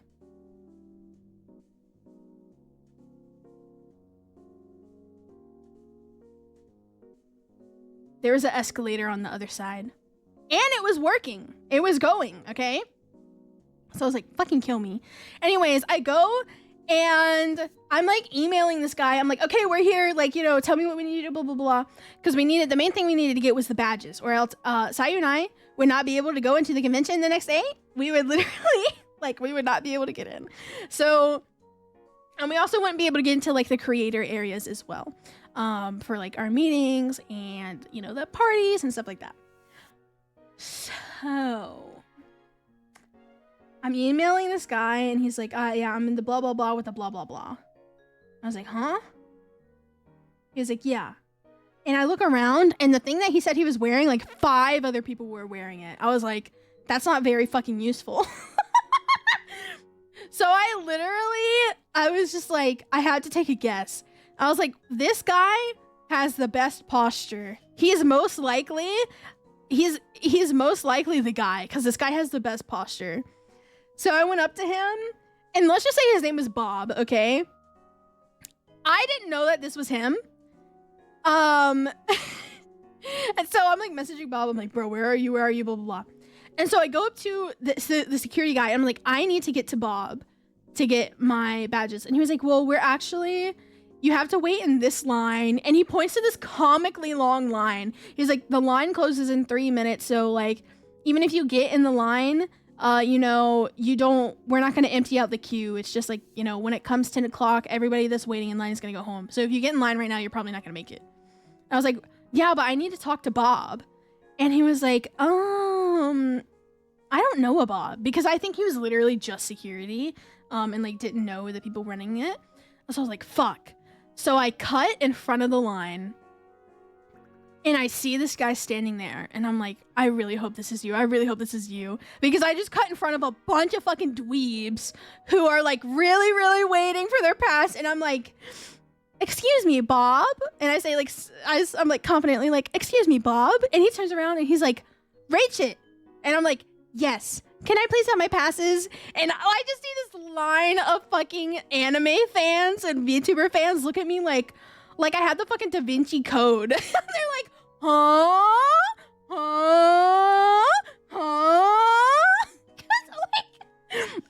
I'm not a big streamer, right? So it's not like I you know, you would go up there and be like, hello, I am Iron Mouse, give me my pass. I was like, hello, I'm raechit. And they're like, who is this bitch? Like, who the fuck is Ray? It was like, why does she get to do that?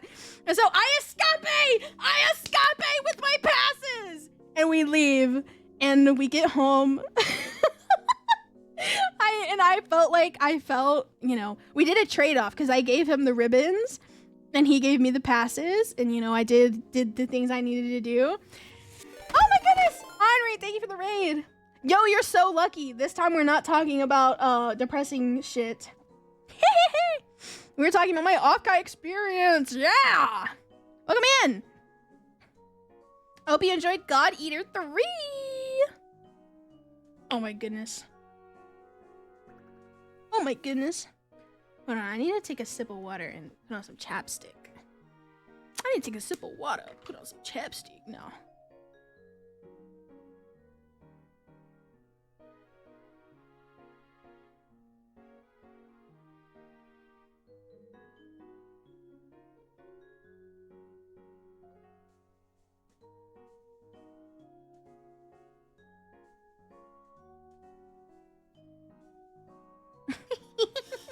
Oh, thank you for contributing to the singing stream challenge. Oh my god, no, everybody's doing it. I don't think you guys will make it in time, to be honest. Because I think it said like 7 people would have to donate the max amount every single day. And y'all have not been donating every single day. So like, hee hee. Oh my god. Oh my god! Okay, no, okay, chill. I mean, y'all have 22 days, so that's a lot. That's a lot of points that y'all would have to do. Hi, Nigan, welcome in. I hope you're doing well. Welcome in on the YouTube side. Also, a reminder that if you guys want, to support me more, you can watch on the YouTube side.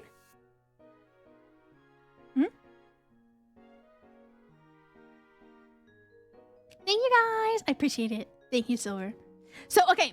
We are still on day 0, bitches. Okay. We are finally at the nighttime of day 0. And we get there and Sayu's streaming and I didn't know, but it was me, Alex, and somebody else. I think it was Sayu's, like, one of Sayu's, like, editors. We're just staying there, because Sayu's very hospitable. And Sayu was like, oh yeah, y'all could just all sleep in the living room. So Alex and I slept on the floor. Oh my god, my back! After being in the airport, running around the airport, and, like, sleeping in an airport chair, and, you know, waiting at the airport for 8 hours, and, like, being on flights literally all day, I was so fucking mad when I had to go to sleep on the fucking floor. Dude! And it hurt so bad, but I was so tired, I just passed out. Anyways, even though it hurt. I was so tired. Life of a VTuber, true.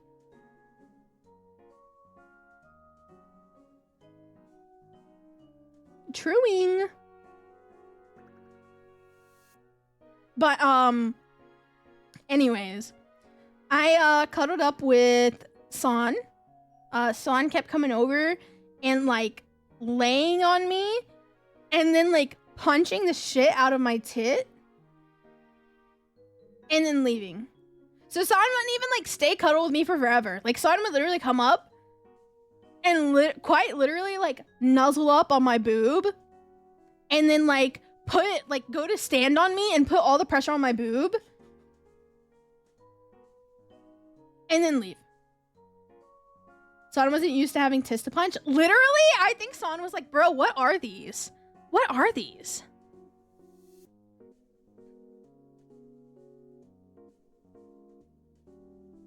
This is my new owner. My owner doesn't have these. This is new. Real. And that happened like the next morning too. Like the next morning we were all so sleepy and we're all like, oh, we gotta go to the off guy. Ugh. And Son's just like, meow. All up on my boobies.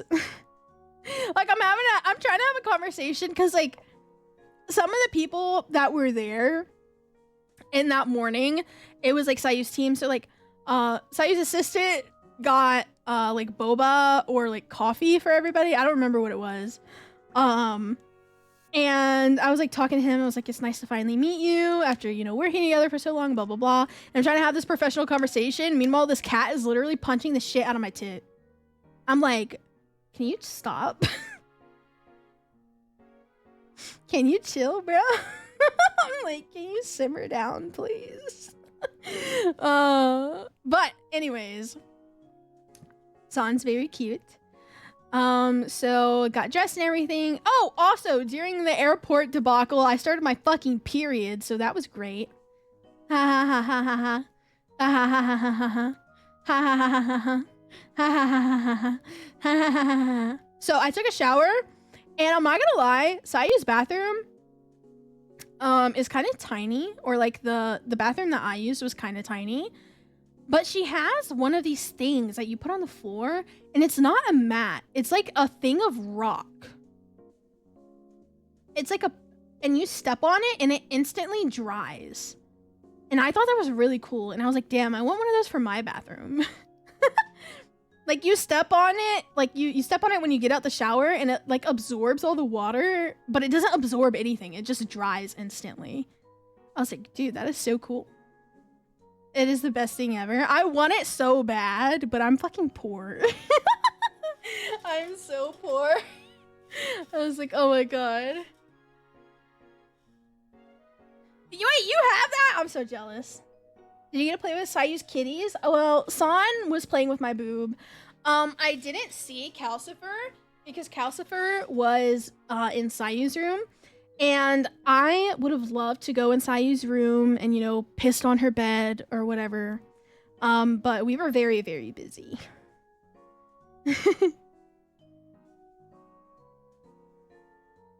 What? Don't worry about it. Don't worry about it.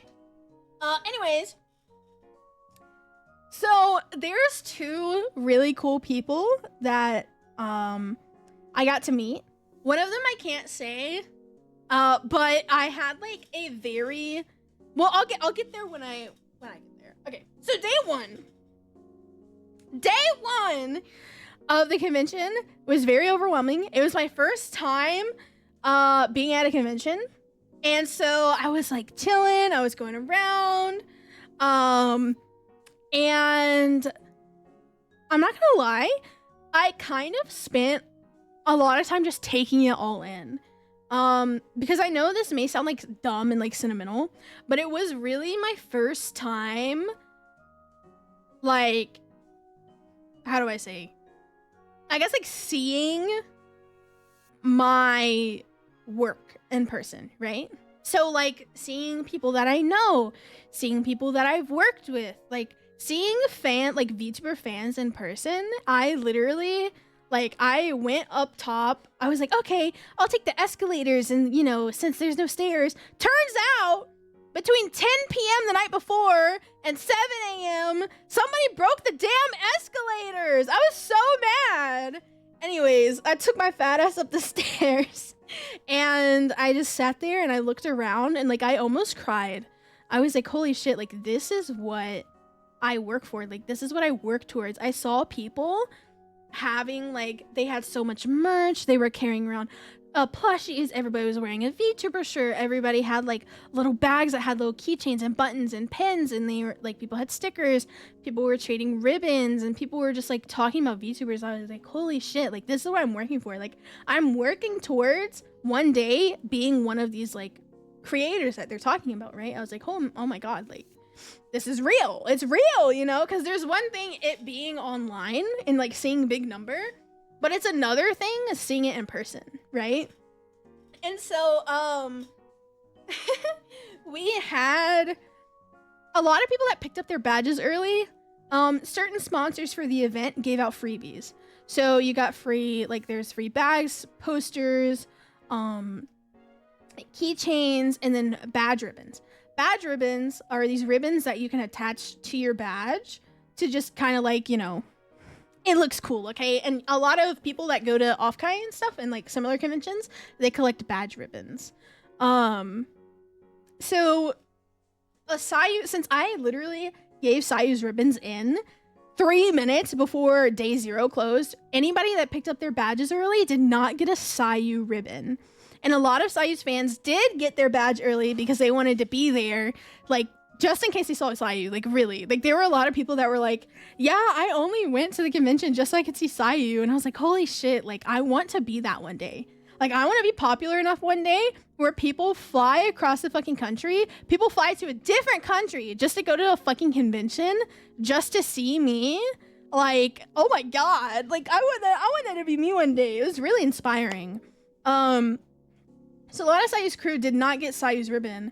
So I like messaged in the chat they were all in. I was like, it was a thread in Sayu's Discord. And I was like, hey guys, the ribbons got dropped off. So if you didn't get one yesterday, you can go get a ribbon. They're out on the table now.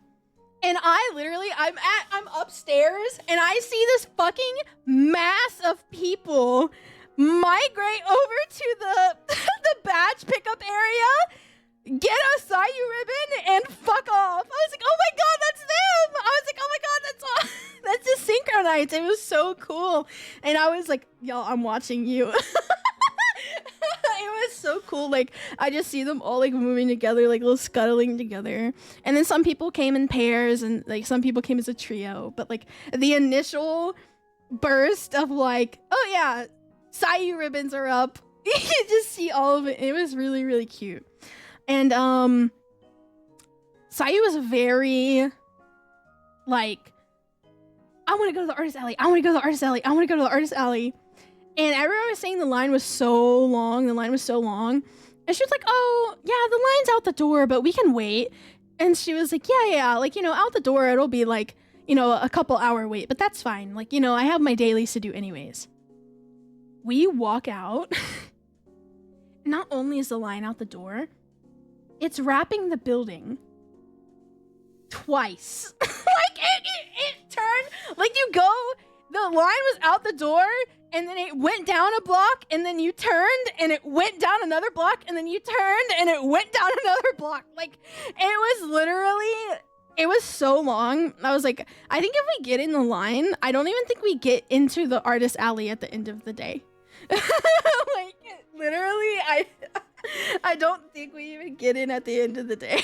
So, she went and did her own thing. I went and I watched people do some concerts, and I didn't realize that I wanted to do a concert until I watched somebody else do a karaoke concert, and I was like, holy shit. I think it was the Idol Ian concert, rest in peace, Bozos. But I think it was an Idol Ian concert. And I was like, wow, I didn't even know I wanted to do that until I saw this, and now I want to do a concert one day. So, yep. That is added to my wanted list, or my goal list. And we went around, and I'm pretty sure Friday. I'm trying to remember, because there was a lot that happened. Friday. It's Friday. Gotta get down on Friday. Inspirational and wholesome, real. Actually, so real. I can't remember when Sayu's meet and greet was. I think it was on Saturday. But I actually don't remember. Let me check. Let me check her website on the article that I literally wrote.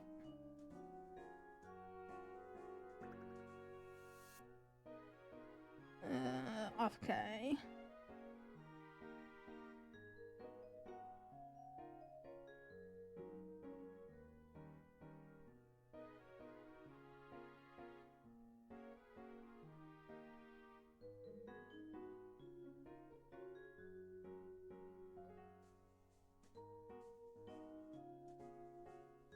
Guys, I don't remember.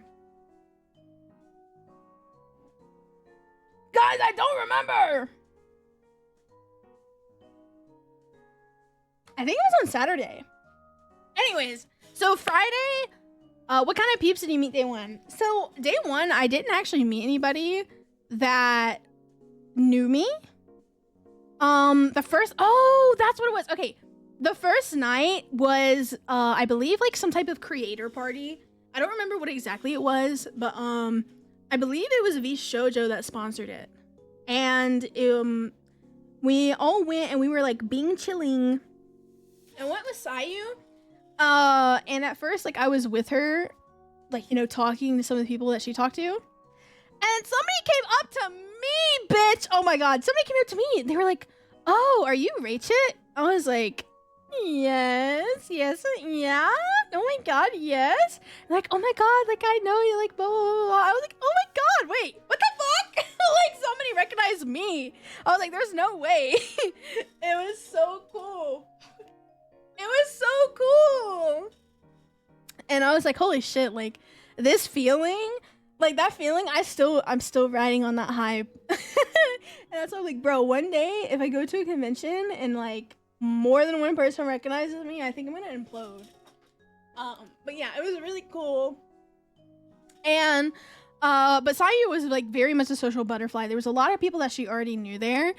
So we kind of broke off for a bit because I don't know if she's still here, but EB Games. She is my vocal coach, yeah, because I'm trying to get better at singing. So she has been helping me improve. She's been very helpful. And I saw her there. I was like, oh my goodness, like, hello. And so we were hanging out and like chatting for a bit. And Sayu was talking to Scara at the time, and she was like, yo, I kind of am a League of Legends player, and I kind of really like Scara. I was like, oh my god, are you nervous? She was like, no, but she totally was. And she was like right next to him. I was like, bro. It was so cute. Like, I don't know. It was very endearing, and we did some like business talk a little bit, but then we just also did just like some chill talks, and I talked to like random people. I saw random people, and I just kind of sat down in the corner and I just kind of observed. I was like, bro, who is talking to who? I was like, oh my god. Like gay wolf that shoots lasers from the boobies is talking to this vampire chick? That is crazy. Oh my god, I didn't know they knew each other. Like, because it's like, I feel like such an outsider, right? So I was just kind of observing. And of course, I was on my period, so I went and I had to go to the bathroom for a while, and I came back and Sayu was like, where the fuck did you go? I was like, oops. Whoopsies. I'm back though. But yeah, it was so crazy. Like, I was in a room full of people that like just were actual like creators. I don't know. I don't consider myself an actual creator. I try to be, but I was like, whoa, I'm in like in a room with all the people that are just like much more like established than me. This is crazy. And yeah, so most of that I just spent like observing, and I talked to like a few people. Everybody was very nice. And yeah, so okay. Also, Matara kept buying everybody drinks. So you got like a drink ticket, a free drink ticket. So you got a free drink at the bar. And then like, I feel like every 30 minutes, I'd hear like this girl go over the announcements and go like, Matara has bought everybody a free drink. Everybody gets another free drink. Get another drink ticket. And 30 minutes later, Matara has bought everybody another free drink. Everybody go like, I was like, bro, is she trying to get us fucked up? Like, what is happening? I was like, bro. And I had like 3 drink tickets, and I don't really drink alcohol. I don't like the taste. Like, even in a social setting, I don't really like drinking. Unless it's like the very, very light. So I was like trying to give away my drink tickets. And so there were a lot of people that were like me. That were like, oh, 1 is enough.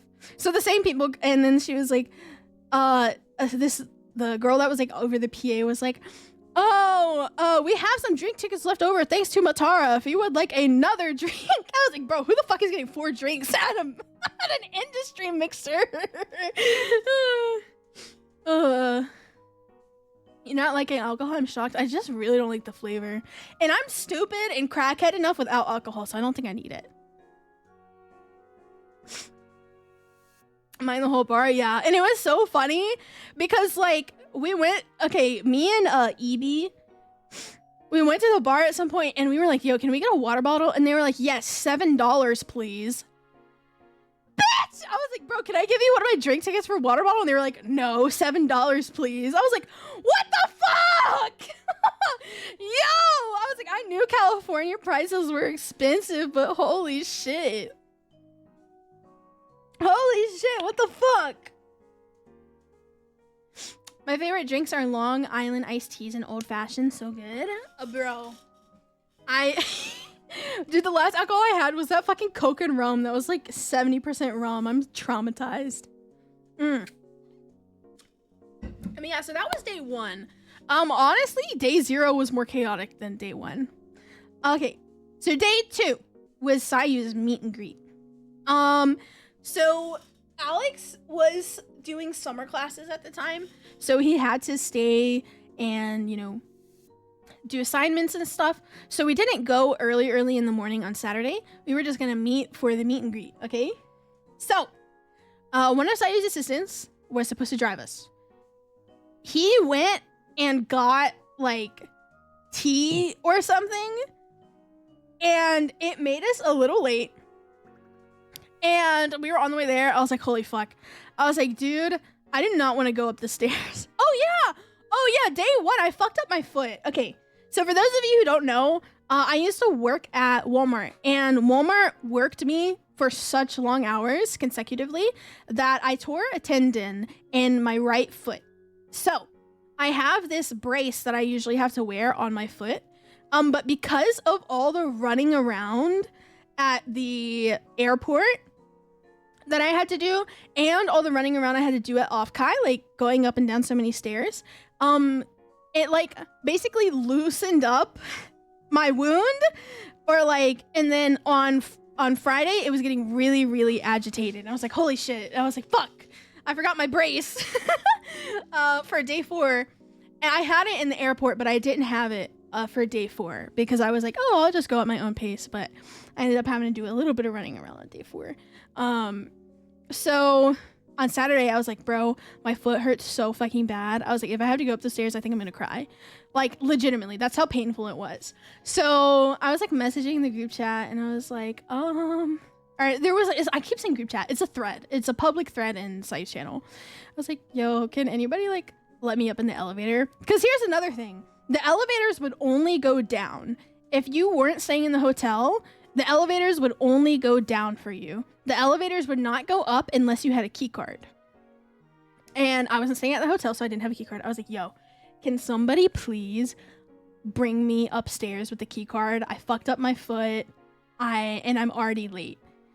And Clockwork, bless his heart. I wish he was here. But Clockwork Logic, if you watch the VOD, thank you, bro. Like, you are the best. He was like, yeah, I'll come get you. And then he was first in line in the meet and greet. He left being first in line at the meet and greet to come get me. And he brought me up in the elevator. Literally just to bring me up the elevator. And then he got put in the because I was fully intending on like being like, oh yeah, bring him to the front, bring him to the front. But there was a misunderstanding with the security guy, and I couldn't do it, and I felt so bad. I was like, oh my god, I'm so fucking sorry. And he kind of made a comment. He was like, yeah, well, I got sent all the way to the back of the line for that. I was like, I'm so sorry, Clockwork. I'm sorry. I'm sorry. But yeah, so there was the meet and greet, and I did this without getting Sayu's permission because the off-kai time was like very hectic, right? And she said she wanted to give out free things to people that come to her meet and greet. So there were the regular ribbons that were the regular black and blue ribbons that you get for being at the convention. I special ordered rainbow ribbons that only people in the meet and greet would get. And I also got like special YU Weem keychains that certain people got, and like holographic stickers and stuff like that. Also, okay, if anybody asks, I actually didn't get those stickers because I didn't see it until literally 3 days ago. Apparently last year you are not allowed to give out stickers for free because there was like graffiti issues. So if anybody asks, I actually didn't give out stickers. But I didn't see that like because I was literally doing research on off-kai, like vending stuff. And last year it was like, bro, don't hand out stickers. Anyway, so I did not hand out holographic shiny stickers. But so yeah, and so I showed them to Sai. He was like, oh my god. She was like, oh my god, these are so cute, these are so perfect. So I went around and I was giving everybody like the ribbons. I was like, oh, thank you so much for coming, thank you for coming out, thank you for waiting in line, you know, we appreciate you, thank you for waiting, blah blah blah. And I was the cameraman. I took everybody's pictures for the meet and greet that, you know, met up with Sayu. And I did this thing. I'm evil. I did this thing where people would take a video because I love this shit. It makes me so funny. It's so fucking funny. As soon as somebody gave me their phone, I would take a video. So I would record them getting in position, like that really awkward, like, oh, getting in position and waiting for the picture to go off. And then when I would take pictures, I took like 50 of them. So people's camera was just Sayu. I was like, yeah! This is how we do it. Because like the thing is, like, if there was one blurry picture, you know, I would feel so bad, right? And then also I just think the video's fucking funny. Especially there was this one guy that was like, oh, I'm gonna like fake propose to you, and I recorded the whole thing because it was awkward, but it was like the funny awkward where it's like, okay, get in this position, actually a little to the left, actually a little to the left, actually a little to the left. And he's like scooting on the floor. It was so funny. Back up and yes, and I like recorded, and I felt okay, Clockwork again. I felt so bad. Because, like, at this point, I'm like, oh my god, this guy thinks I fucked him over. I was like, next time he does a merch package, I'm, like, giving him free shit because I feel so bad.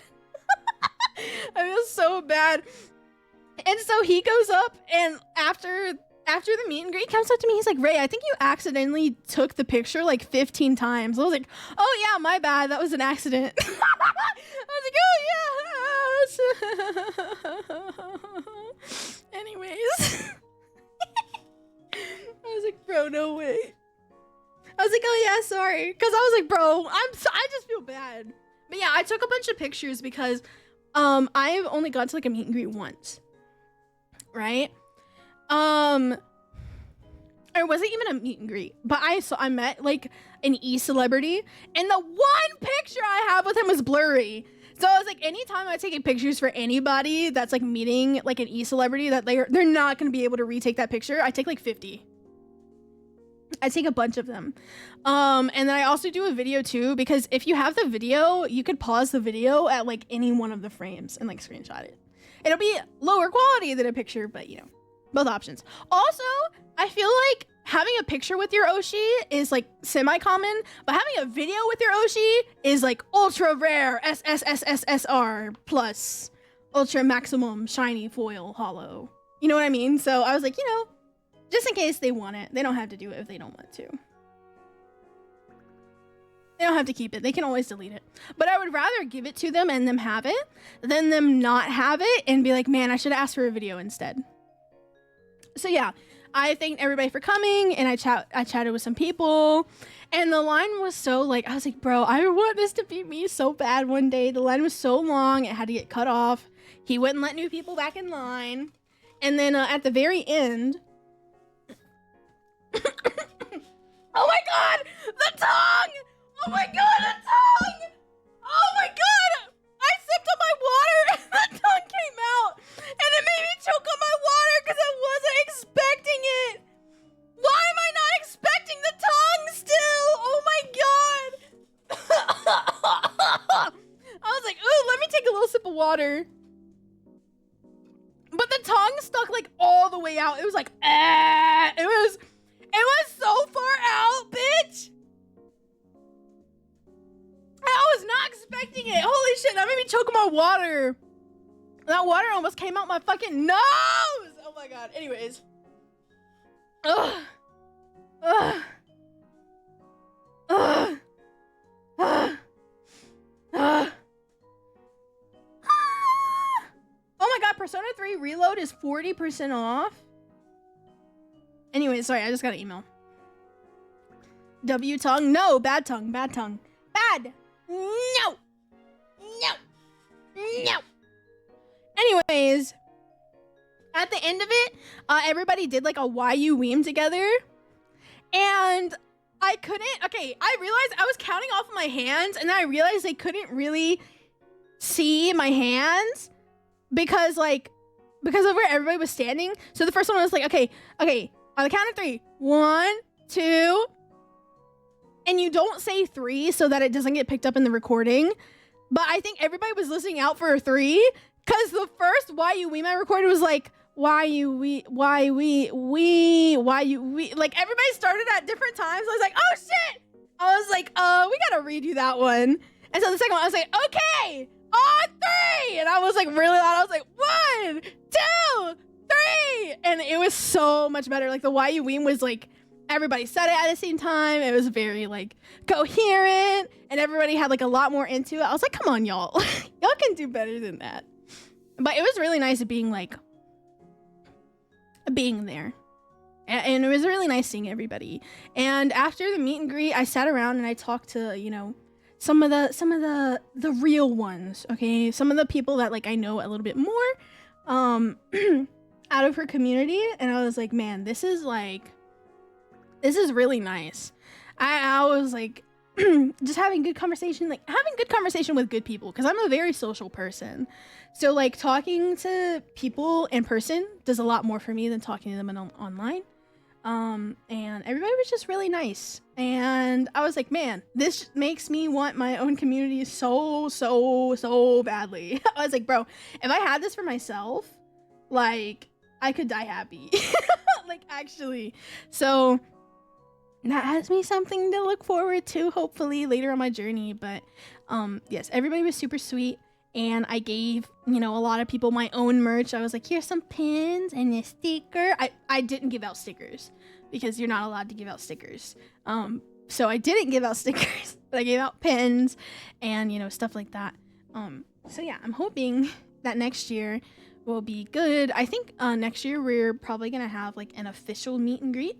So things will be set up a bit better and we can give out more freebies. Because next year, actually... Whew, this is my first time saying this. But I'm pretty sure that next year we will be having our own booth.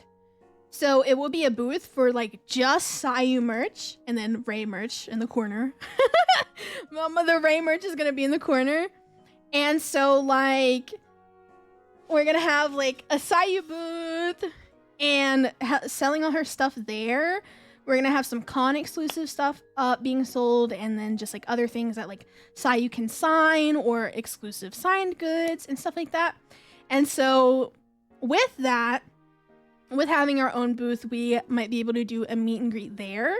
And then since I'm gonna be the one manning the booth, I'm pretty sure Sayu would let me do my own small little meet and greet as long as it doesn't clash with hers. So I might be able to do a very small little meet and greet that like 2 people will show up to. Hopefully, I'll be lucky if 2 people show up to it, but maybe I get to do that next year. That would be really cool.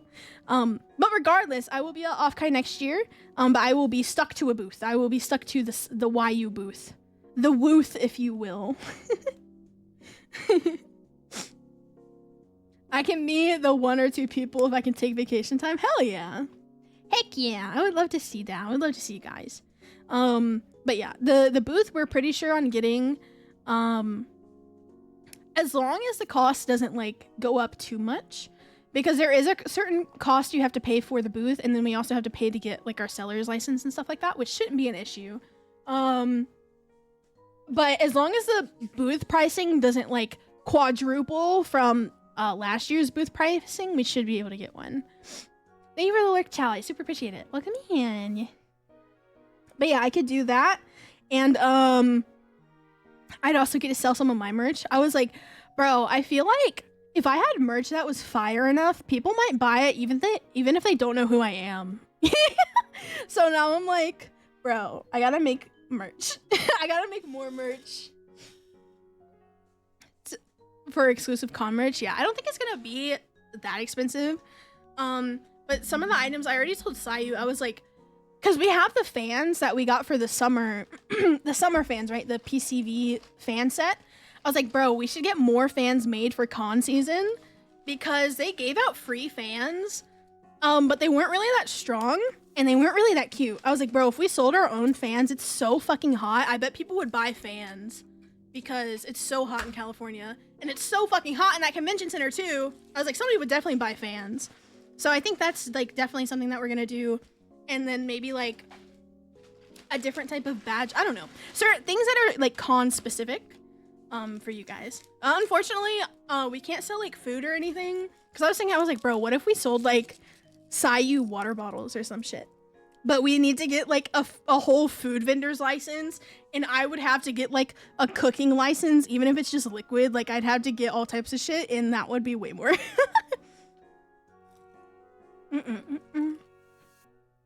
I'd buy merch from you if I could. I appreciate it. I do a lot of merch giveaways. Yeah, we saw you paddles. I would be at the NSFW Artist Alley. Like the Artist Alley after dark. I would be there. Gotta get the better pass to skip the lines in Artist Alley. True. I think it's only like, I say only. I think $60 is a lot of money, but paying $60 to not wait 3 hours, I think is totally valid. What you eating? I just got French fries. I haven't eaten a meal today, and it's 10 p.m. So I'm just trying to eat something so I don't fucking die. Raincast merch, true. Truing.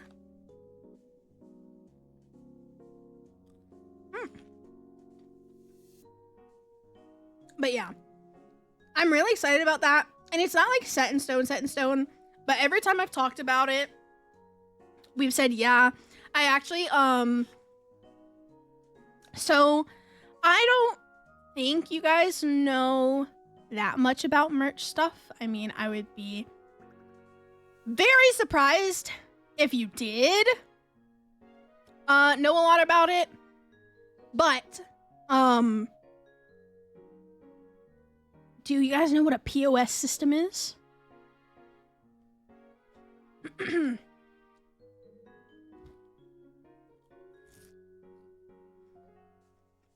Piece of shit? Oh. Point of sale? Ding, ding, ding, ding, ding. Okay, so a point of sale system, this is where your payment is taken, right? So say you go to a lemonade stand and they have a little lockbox and they accept cash only. That lockbox is their POS system. That is where they take your transaction and that is where it is stored.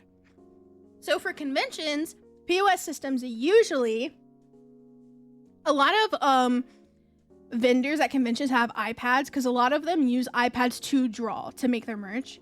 So a lot of people will just like install an app on their iPad and they'll just like swivel their iPad around and be like, type in your stuff. And that does work. But one, I don't have an iPad. And two, it slows down your iPad. And three, it's really, really clunky. So I was like researching point of sale systems that have like a cashier side and a customer side. Like a typical, like if you go to like the grocery store, you can type in your credit card information and enter your credit card without me having to like turn all the stuff around. All the phones at cons that I had to enter my info on, yeah. So I was like, I really don't want to do all that. I was like, I'm willing to man the booth.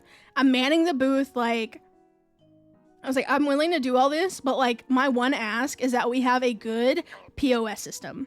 Because here's the thing. There are other ones where you can order just the card reader and the card reader sends the information to their phone. One, it makes your phone super slow. Two, it's super clunky. And three, it's hard to take cash payments that way also.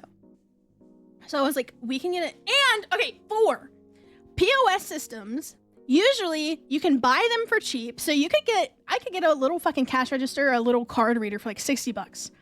But the thing that gets you is the fucking monthly subscription. Most of these monthly subscriptions are anywhere from $30 to $60 a month, and you're not allowed to cancel them. So if I only have conventions in June and July, I would have to pay for a whole year of subscription just to use it in June and July, right?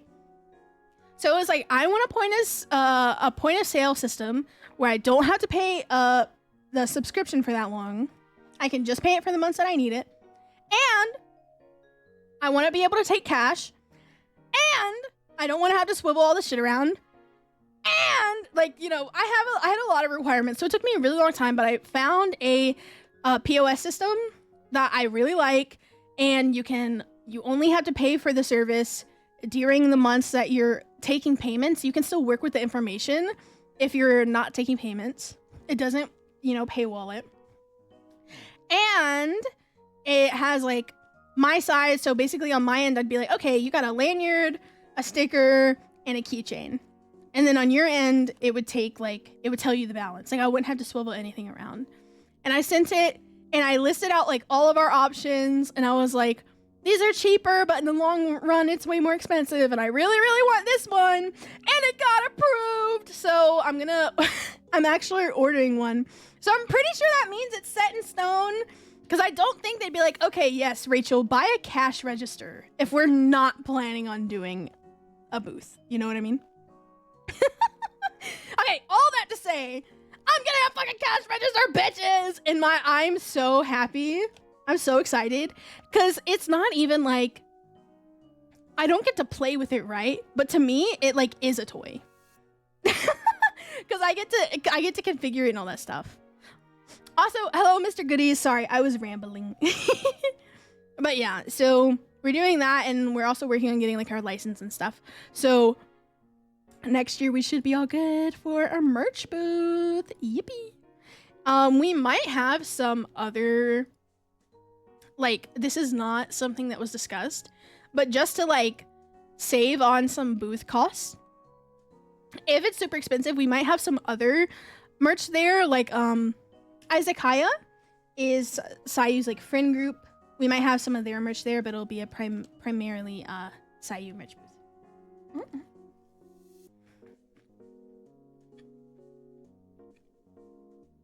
But yeah, so that was Saturday. Sunday was the last day of off-kai.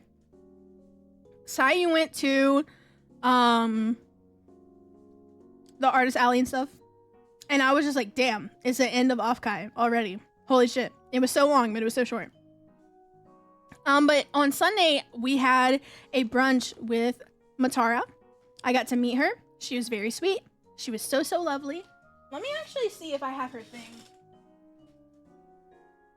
She gave me this really pretty, like, shiny, exclusive, limited edition collector card thing. Hold on. Let me see if I can find it. I literally have a box that has all my off-kai shit in it. I'm like, are you in here? Hello? Hello? Are you in here? Dude, I am digging. Holy God. I got so much shit. I didn't spend a penny at the artist alley, but I got so much shit from off-kai. It's not even fucking funny.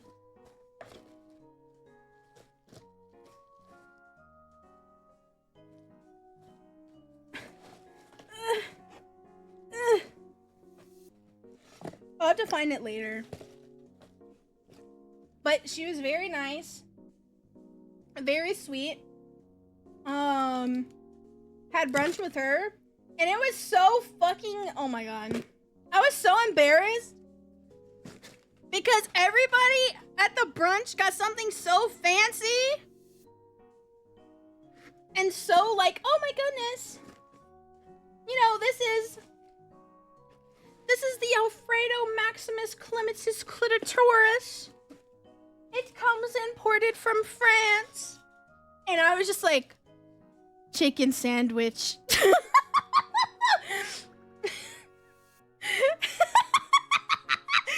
literally everybody got shit with like 7 different types of cheese, names I couldn't pronounce, some fancy shit. And I was just like, chicken sandwich. French fry. And even the chicken sandwich is fancy. It had like goat cheese on it or some shit. I was like, what the fuck? Anyways.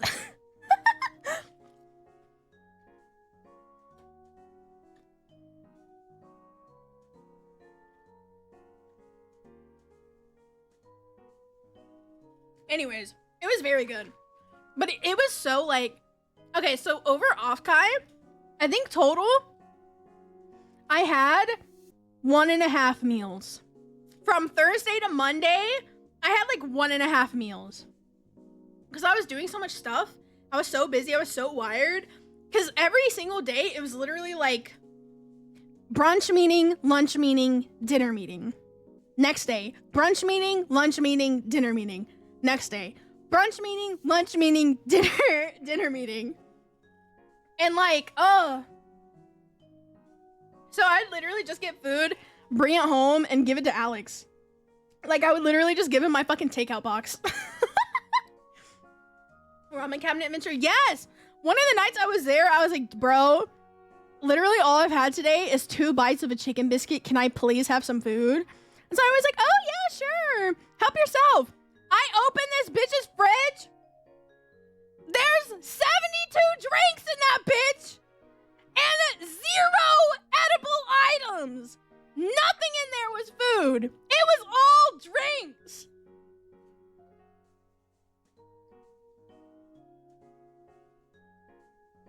I was like, bitch. What the fuck? Raechit love Topo, Raechit thank you love for the 14 Raechit months. love Raechit love Raechit love toppage heart toppage heart toppage heart toppage heart toppage heart toppage heart toppage heart. Hello. I'm talking about my off-kai adventures.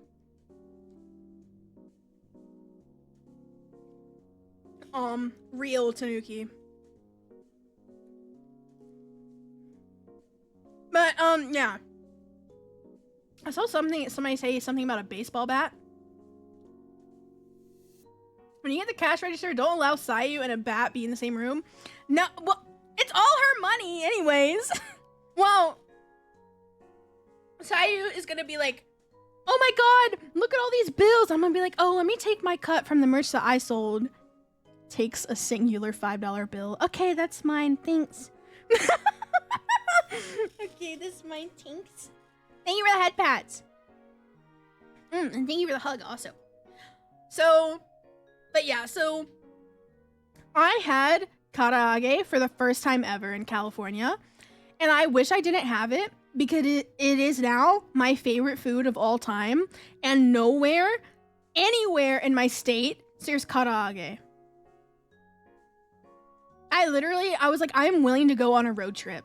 There is not a single fucking restaurant in my state that serves karaage. And now I'm fucking pissed.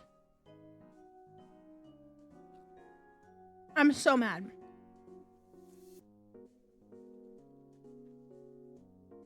Hi, Sean. Welcome in. Anyways, I had a dinner with Tane and Emu. They were very, very nice. It was my first time meeting them in person. Very kind.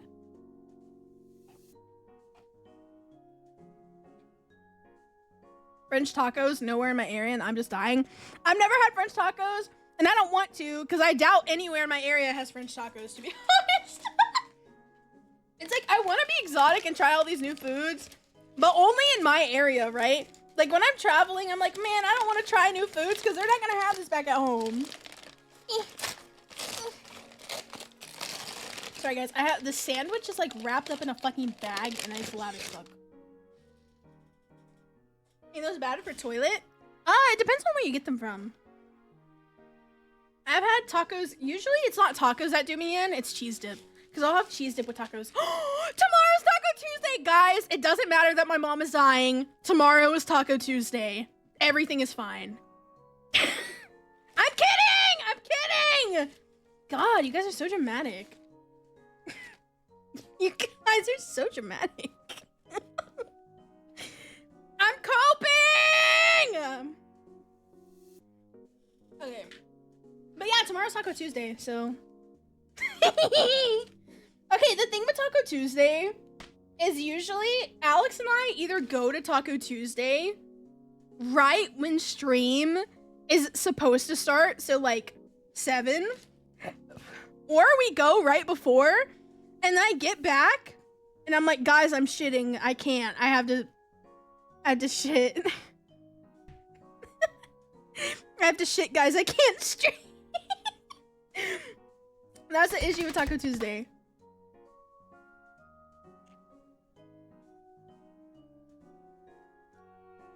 My post-meal shit. Anywho.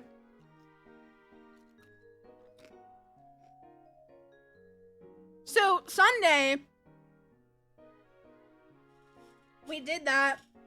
I also had a meeting with a company's talent manager, of which this talent manager later in DMs was like, yeah, we would sign you on as a talent. And I was like, oh, okay, interesting, good to know. I'm gonna go jerk it now. I'm gonna go straight and jerk it now. I'm gonna go be straight jerking it right now. And by it, I mean my penis. Anyways, so that is still something. I was like, bro, I can't believe that was actually a thing. Have some good sleep, Topo. Thank you for popping in.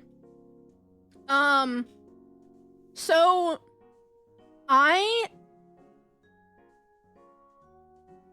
Sunday was like a chill day. It was the last day. But Monday, early morning Monday, we had a flight. So here's the thing that happened. Throughout the whole thing, I kept running into Sayu's friend. Okay? And she was like really nice. She had a really nice voice. And it was assumed that she worked in the VTuber industry. Right?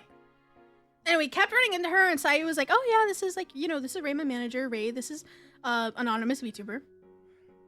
And she was like, you know, I was like, okay, yeah. And so this person had a very, like, it was a very, the reason why I say she had a nice voice is because it was also very distinct. So it's like, okay, very cool. And later, I hear her voice. And I'm like, what? Why does that voice sound so familiar? And I walk into the main stage, and she's on screen as a VTuber. I was like, that was her? And I was like, oh my god. I was like, wait, I was talking to her? I was like, bro, this whole time we've had like 5 conversations. I was like, oh shit. I was like, okay. I was like, okay, well, I guess I know her now. And so later on, like, we were talking again, and Sayu, it was like me, Sayu's team, and this VTuber. And we were talking, and somebody was like, yeah, it's actually like, it's crazy now. There's like so many VTubers. You probably are talking to somebody that's a VTuber and you don't know it, more likely than they're not a VTuber. And she was like, the anonymous VTuber was like, really? Is that true? And so I was like, yeah, Ray's a VTuber. And she was like, wait, what? You stream? I was like, yeah, I have a little stream. And she's like, oh my goodness, you know, good luck with everything. You know, I hope it all pans out. Like, you seem really nice. And I was like, yeah, same, '07. And I didn't say anything because it would have sounded rude. Because she is a very like well-established streamer. She just streams to an audience that I'm not connected with. So like, the audience that watches her streams are not the type of audience that watch my streams. Therefore, like, I don't interact with her community. So I didn't want to, like, but she is very established and she's very successful. So I didn't want to be like, oh yeah, I didn't know you streamed either until I heard your voice in the convention hall over the fucking, on the main stage. But she was like, oh my gosh, I hope everything works out for you. Like, you know, you're very nice to talk to, you know, like, you're funny. I think, and she was like, yeah, I could definitely see that now. Like, now that you say that, I could definitely see that. It was just so weird because both of us, like, in my mind, it was the fucking Spider-Man meme where we're like pointing at each other like, wait, you're a VTuber? The Spider-Man meme like, wait, you're a VTuber. Wait, no, you're a VTuber. Wait, you know, you're a VTuber. Wait. But yeah. God damn it, now I want to know who it is. I'm sorry, but I can't say who it is, but she is very nice. And it was just funny. And thankfully, like, I'm pretty sure she'll never see my stream, so she'll never know that I didn't know. Because I was like, oh my god, I'm so stupid. Like, I should have known that was her. I was like, dude, I'm a fucking idiot. But yeah, I got to meet some pretty cool people at Offkai. Okay. All of a sudden chats? Nah, there's no way. She'd have to be on like an alternate account or some shit.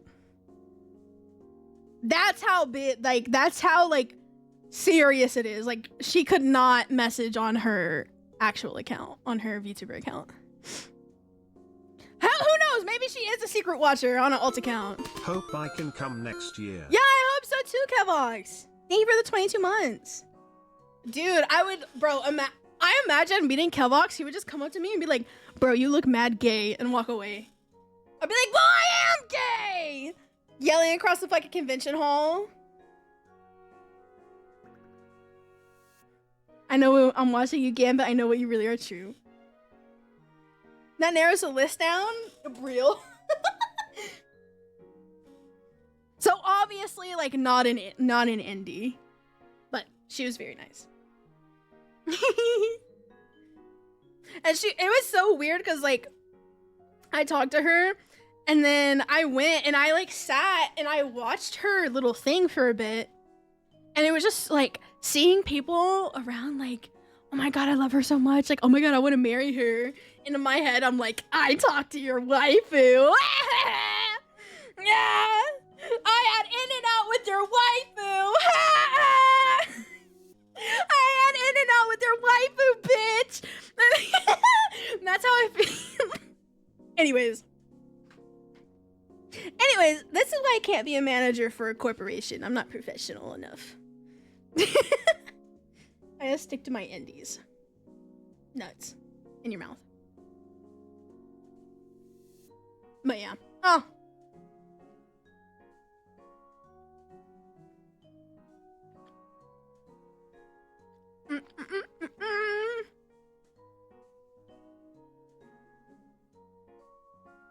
Anywho, I think that's about it for my Offkai journeys.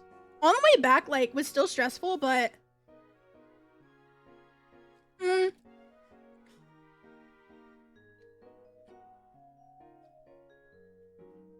was kind of like, if I get home late, it doesn't really matter. But getting to Offkai late mattered. Anything crazy happened while traveling home? Well, I mean, there were some delays. Like, okay, we went and we had like an hour and a half layover. Our plane was on opposite ends of the airport. Okay, so it took us like literally just 20 minutes to get across the airport, and that's with us like speed walking. I won't say full running. But you know, speed walking. And we got to this area and it was like, okay, we have 45 minutes left to get to our station. And we were like, but we need some food. So we went up to this place and we got teriyaki chicken and fried rice because we saw like there were people in line, but people were getting their food very quickly, okay? We put in our order. Like 7 people join the line and get their food before us. Now we only have 10 minutes until it's time for us to go, and we're like freaking the fuck out. And it turns out everybody else got white rice and we had fried rice, and they ran out of fried rice, and there was just no consideration for us at all. Like I feel like they should have been like, oh, more fried rice is gonna take like 20 minutes. Because it took forever, like literally waiting for our food almost made us late. But we got the food and we ran. And it was so funny because like if we had more time to get situated, we could have found something else. But because we were in a rush, I had one egg roll in one pocket, another egg roll in the other, and I was using like my boobs to help hold up this food because the plate or like the box that they gave us was really insecure. Like it was not secure at all. So just holding it with one hand, with how fast we were going, the box was gonna jiggle open and the food would have gone everywhere. So I literally was like holding one end of the box with my hand, and then the other end of the box was being held up by my boob. And we were like running. And Alex and I finally sit down, and we sit down and they're like, oh, there's gonna be a little delay. So that was like a little annoying, but really that's typical airport things. But nothing crazy. The stalker wasn't on those flights. Got home and Alex and I collapsed into bed for 8 hours. And then we got up and we turned right back around. And then I went to go see my family. Because my family, I was supposed to go on vacation. So I went to the beach. And they literally had the trip scheduled for right after we got back. But, I got there and I think I had like half a day where I got to relax, and then it was like, oh, I actually have to work because there was so much more shit we had to do. How would you rate the whole experience? If we're talking about off-kai, I'd say off-kai itself was like an 8 out of 10. If we're talking about the flights, I would say 0 out of 10. And if we're factoring the flights into everything, I'd say 5 out of 10. Like that's how bad the fucking flights were. Like it was bad. But if we're talking about literally just off-kai itself, I'd say 8.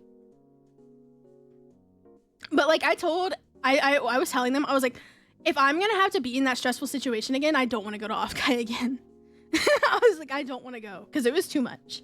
It was too stressful. It was too frustrating. I was like, I live, you know, because that could happen again where like somebody could just be in a bad mood and just ruin my whole flight. And it's like, I want us to be pre-planned enough to where if I get in a day late, it doesn't matter. You had flight food? I had like pretzels and stuff. Oh, so hi Pied, welcome in. Happy Monday. I still put up with it. I don't know, man. It's like, because if I didn't, okay, here's the thing. If I didn't make it for day 1, I'll just say it this way. The costs were not $1,000. It was more than $1,000. But let's imagine the cost for me to go was $1,000. Friday is the main day. It's the first day. It's the big day. The Friday is like the fun day that has all the parties. If I missed Friday, okay, that's basically wasting like $333. Because I paid for everything else already. Right? And then also like Friday's just a huge day. I know the price tag was hefty. Yeah, I literally felt so bad. Sayu's team at the end of the day, 3 separate rebookings. Bruh. Oh my god. Okay, something crazy did happen on the way home. I can't believe I just remembered. Okay, we go to the airport, and we are there an hour early. And this, remember when I told you me being a Karen was gonna wrap back up? Here's where it is. When I was being a bitch and I was like, get your ass up and take me to the airport now, or we're gonna be late. So we got there and we were late, okay? And we look at this line and it says the estimated time just to get to security, not get through security, but to get to security was 3 hours long. And I'm not joking, like that's not an exaggeration. That was the estimate. It was like, estimated wait is 3 hours long past this point. And then the line went past that. Okay? So Alex and I were going to the back of the line. It's like, holy shit, we're gonna miss our flight. We're gonna have to make them buy a 4th rescheduled flight for us. Oh my God, I'm gonna cry. I was literally about to start crying. And this businesswoman walks up to me and was like, you would like to get on your flight now?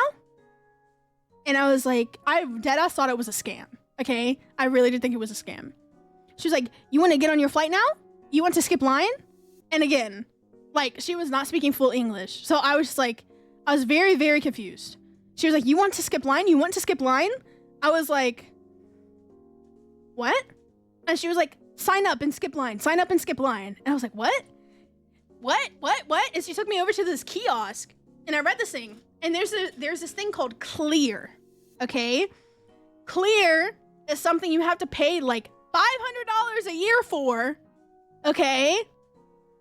And it lets you skip to the front of the line. And she was like, 2-week free trial, skip line now. I was like, oh my God, like this could be a scam, but like, and so like I looked it up on my phone. And I was like, oh, what the fuck is Clear? And I was like, okay, it seems legit. And then I looked, I was like, is this legit though? Like, is Clear legit? And then I looked and it was like authorized or whatever. So I was like, fuck, okay. So we signed up for this thing that seemed really scammy. And we were like, cause we were just like, oh my God, we need to skip the line. Like, cause if we wait the 3 hours, we will literally miss our flight, okay? So we sign up for this thing and it requires like your driver's license and your social security number. And I was like, oh my God, this is probably identity theft, but like I'm fucking desperate. So who cares if I get my identity stolen? So I signed up with all this shit and she was like, okay, now go there. And she pointed to this thing and she points all the way to the front of the line. And there's a sign that says Clear members. And I go there. And Alex and I walk up and they were like, okay, insert your driver's license. And what it does is it scans your biometrics. So it took my fingerprint and it put my fingerprint on file. And it took my eyes, like my eye scan and my face structure and put it on file. And they used that to verify. And they were like, well, now we have your shit now. So, like, if you try bringing a bomb in, we literally have, like, your fingerprint and shit on file. And you can't, like, basically can't run. That's the whole thing, right? That's the whole point of Clear. And I looked into it later. And Clear is, like, tied with, like, I don't want to say government officials, but, like, tied with authorities. So, like, cops and terrorist prevention things. Because, like, if you use Clear to get through, like, security and stuff, then they have... It's like TSA PreCheck, yes. But the thing is, like, TSA PreCheck, even the TSA PreCheck line was, like, an hour wait, and that was too long. So this Clear thing was literally, like, a fucking lifesaver. So we had a 2-week free trial. Hi, Sheriff Pumpkin, welcome in. We go through, and they didn't even, like, we skipped security. Like, all we did was we walked through and our bag went through the little thing. Everybody else was getting their bag open, getting their bag, like scanned. They were getting, like, the little wand. We got skipped all the way through. And I was like, I feel like this is a fucking safety issue, but okay.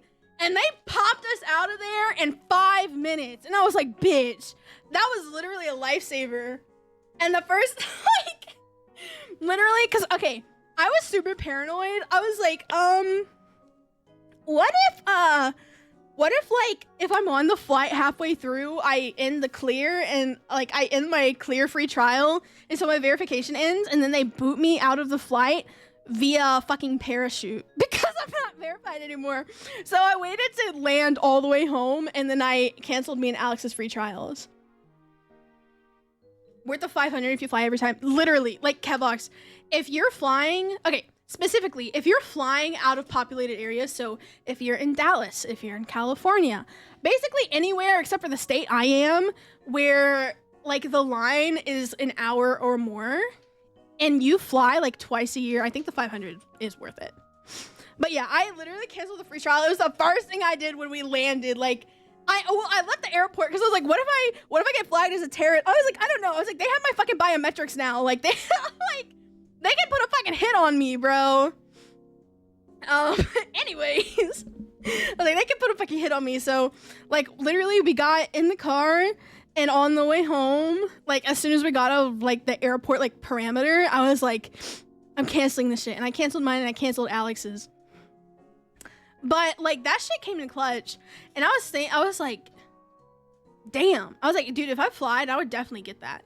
Because, literally, we were talking about TSA pre-check, for me. Because they were like, oh, man, that checked bag shit. Like, that's such bullshit. I'm so sorry. That wouldn't happen if you had TSA pre-check. We should have gotten you TSA pre-check. And then somebody else in the group chat was like, and TSA pre-check is actually, like, kind of shitty now because the TSA pre-check is better when less people have it, but TSA pre-check has been around for so long that a lot of people have TSA pre-check, meaning, like, the TSA pre-check line is, like, the same length as the other lines sometimes. And when at the California airport, I believe it was the San Diego airport, all the TSA lines and the TSA pre-check lines, they were the same length as the regular lines. So, yeah. The clear thing, I was like, damn. That shit came in clutch. And she wasn't even talking to everybody that passed by. I think she just saw me about to have a mental breakdown, and she was like, I can prey on you. I'm a predator. Oh, but yeah. Dude. Okay, so that is all my off-Kai shenanigans. Holy shit. DJ, I hope you're having a wonderful, wonderful Monday. Okay, let me take a bite of my sandwich. I've been yapping so much. Holy shit.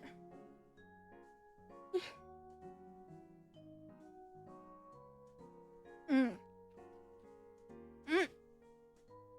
Mm-mm-mm.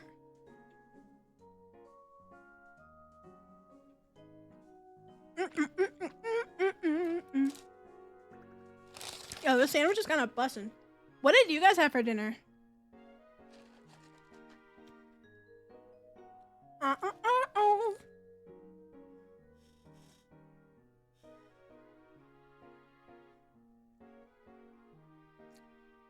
Moth? Ew! What? Moth? What is moth? Oh. Nothing. I was like, what the fuck? I'm about to eat some McDonald's. Hey, yo, let's go. $5 meal deal. It's getting better. Well, I'm glad, DJ. Happy about your experience? Yeah. I think overall, like, it was good, but, like, the stress of it, I can't handle it. Like, there were so many times I cried or almost cried in the airport. I was like, bitch, this is not it.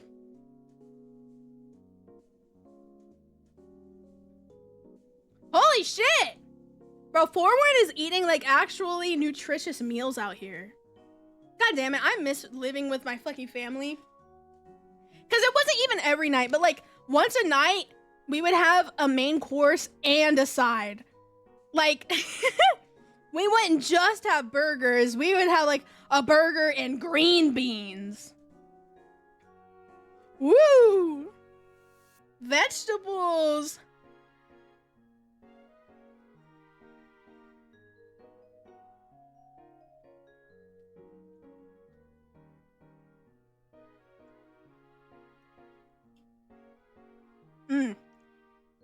So healthy, I know, right? I ate a singular green bean and it crosses out the burger part.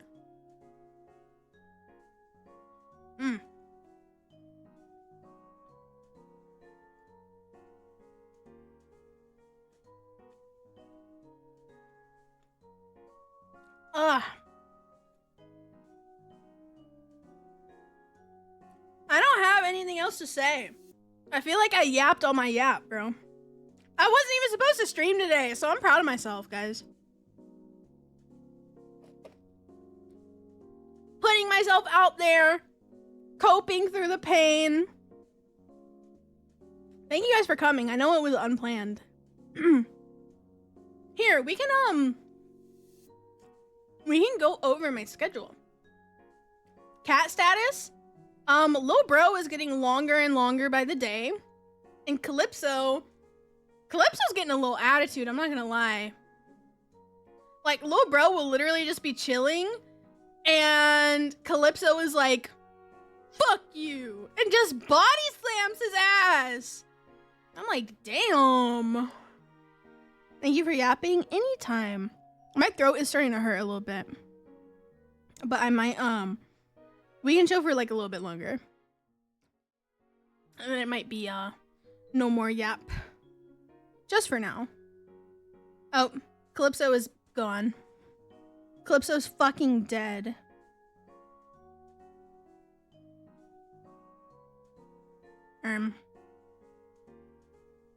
There we go. There we go. Is Lil Bro bigger than Calypso yet? No. I almost missed your stream. I'm sorry. I'm sorry. Here, let's see. Where is my hairbrush? Oh, where is my hairbrush? Is this it? Oh, shit. Oh, hold on. Let me restart my, my OBS on my other computer. VeggieTales is real.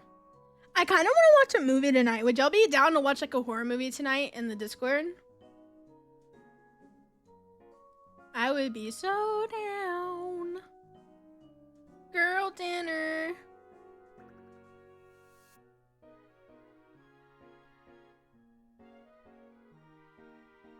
Why not? Yeah, fuck it. Fuck it, bro. Is this it? Okay. There's this, and then there's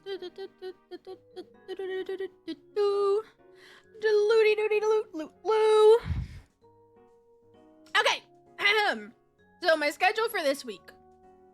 Keep in mind, due to IRL circumstances, I will try my best to start stream at these times. However, I might be a little late.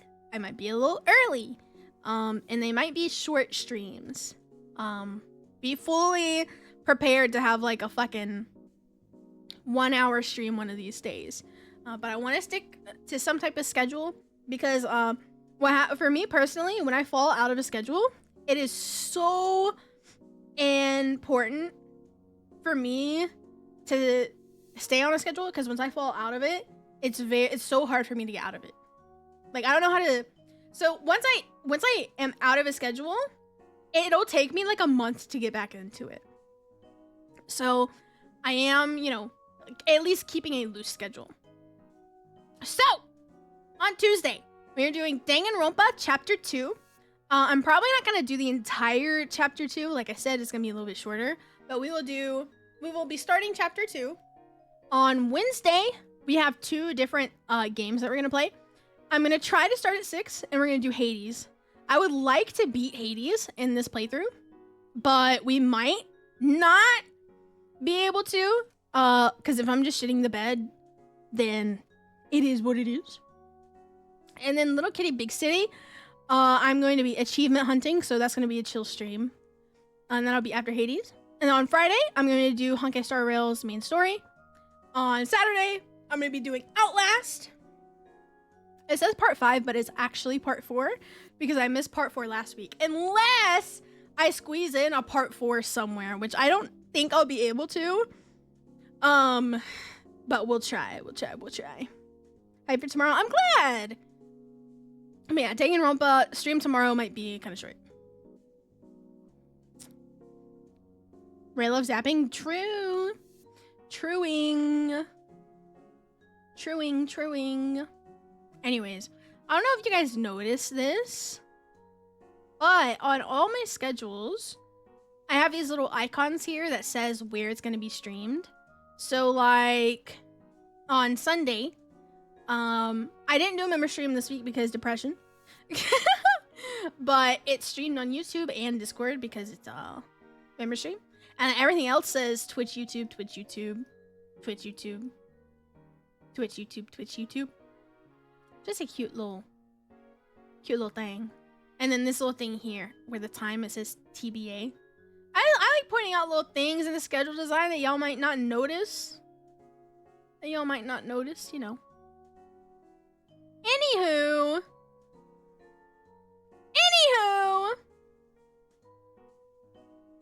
I think that's it for the stream. I've done a fair amount of yapping. I feel like I've cut y'all.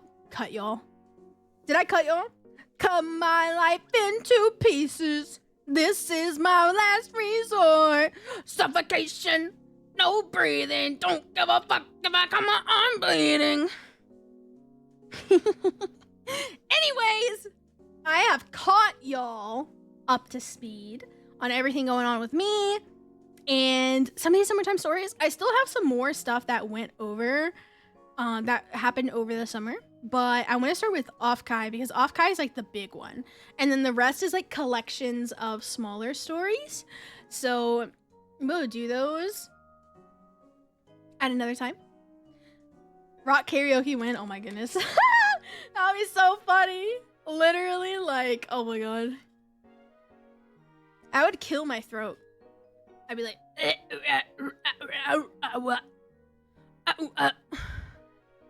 let's see here. Who should read?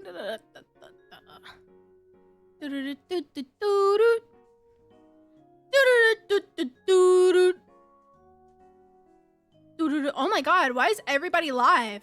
Why does everybody stream on Mondays? Okay, actually, if you guys want to know why I don't stream on Mondays, there's 2 reasons. Okay, we're doing a little bit more yapping and then I'll end, okay?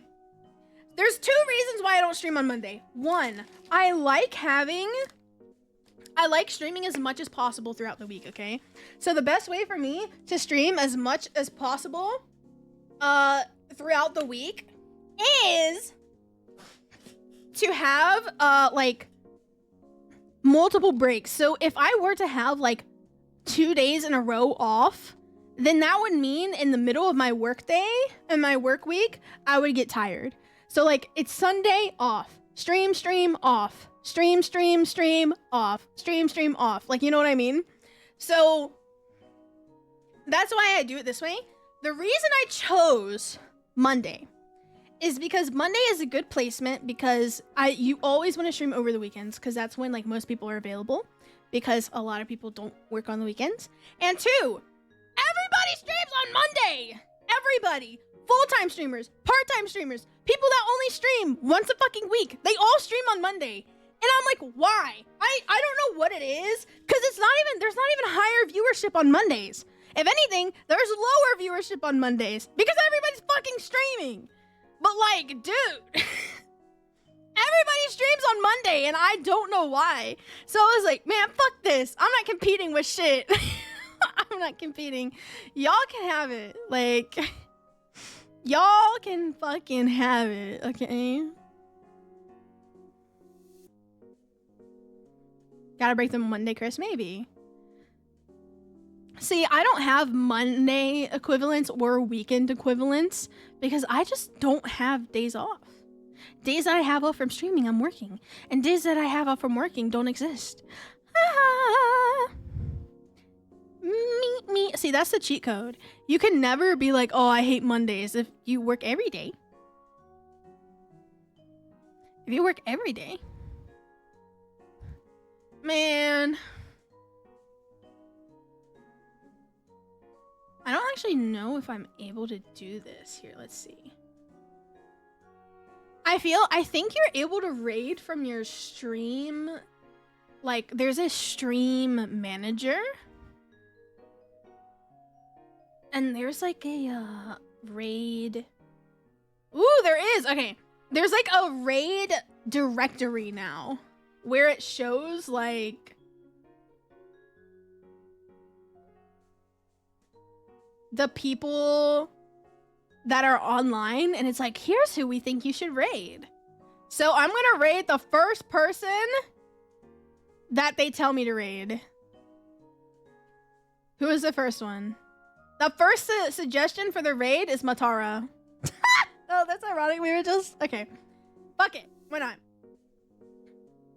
We shall raid Bug.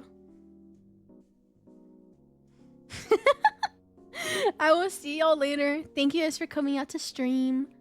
I hope to see you guys tomorrow where I play Danganronpa. Otherwise, I'm probably gonna be playing some type of movie night tonight in the Discord server. So if you guys would like to watch that, we can do that. Anyways, I'll see you guys later. Bye. Suckers! I made you listen to me yap. Get pranked, bozos. I tricked you into being here. What are we watching? Probably something horror.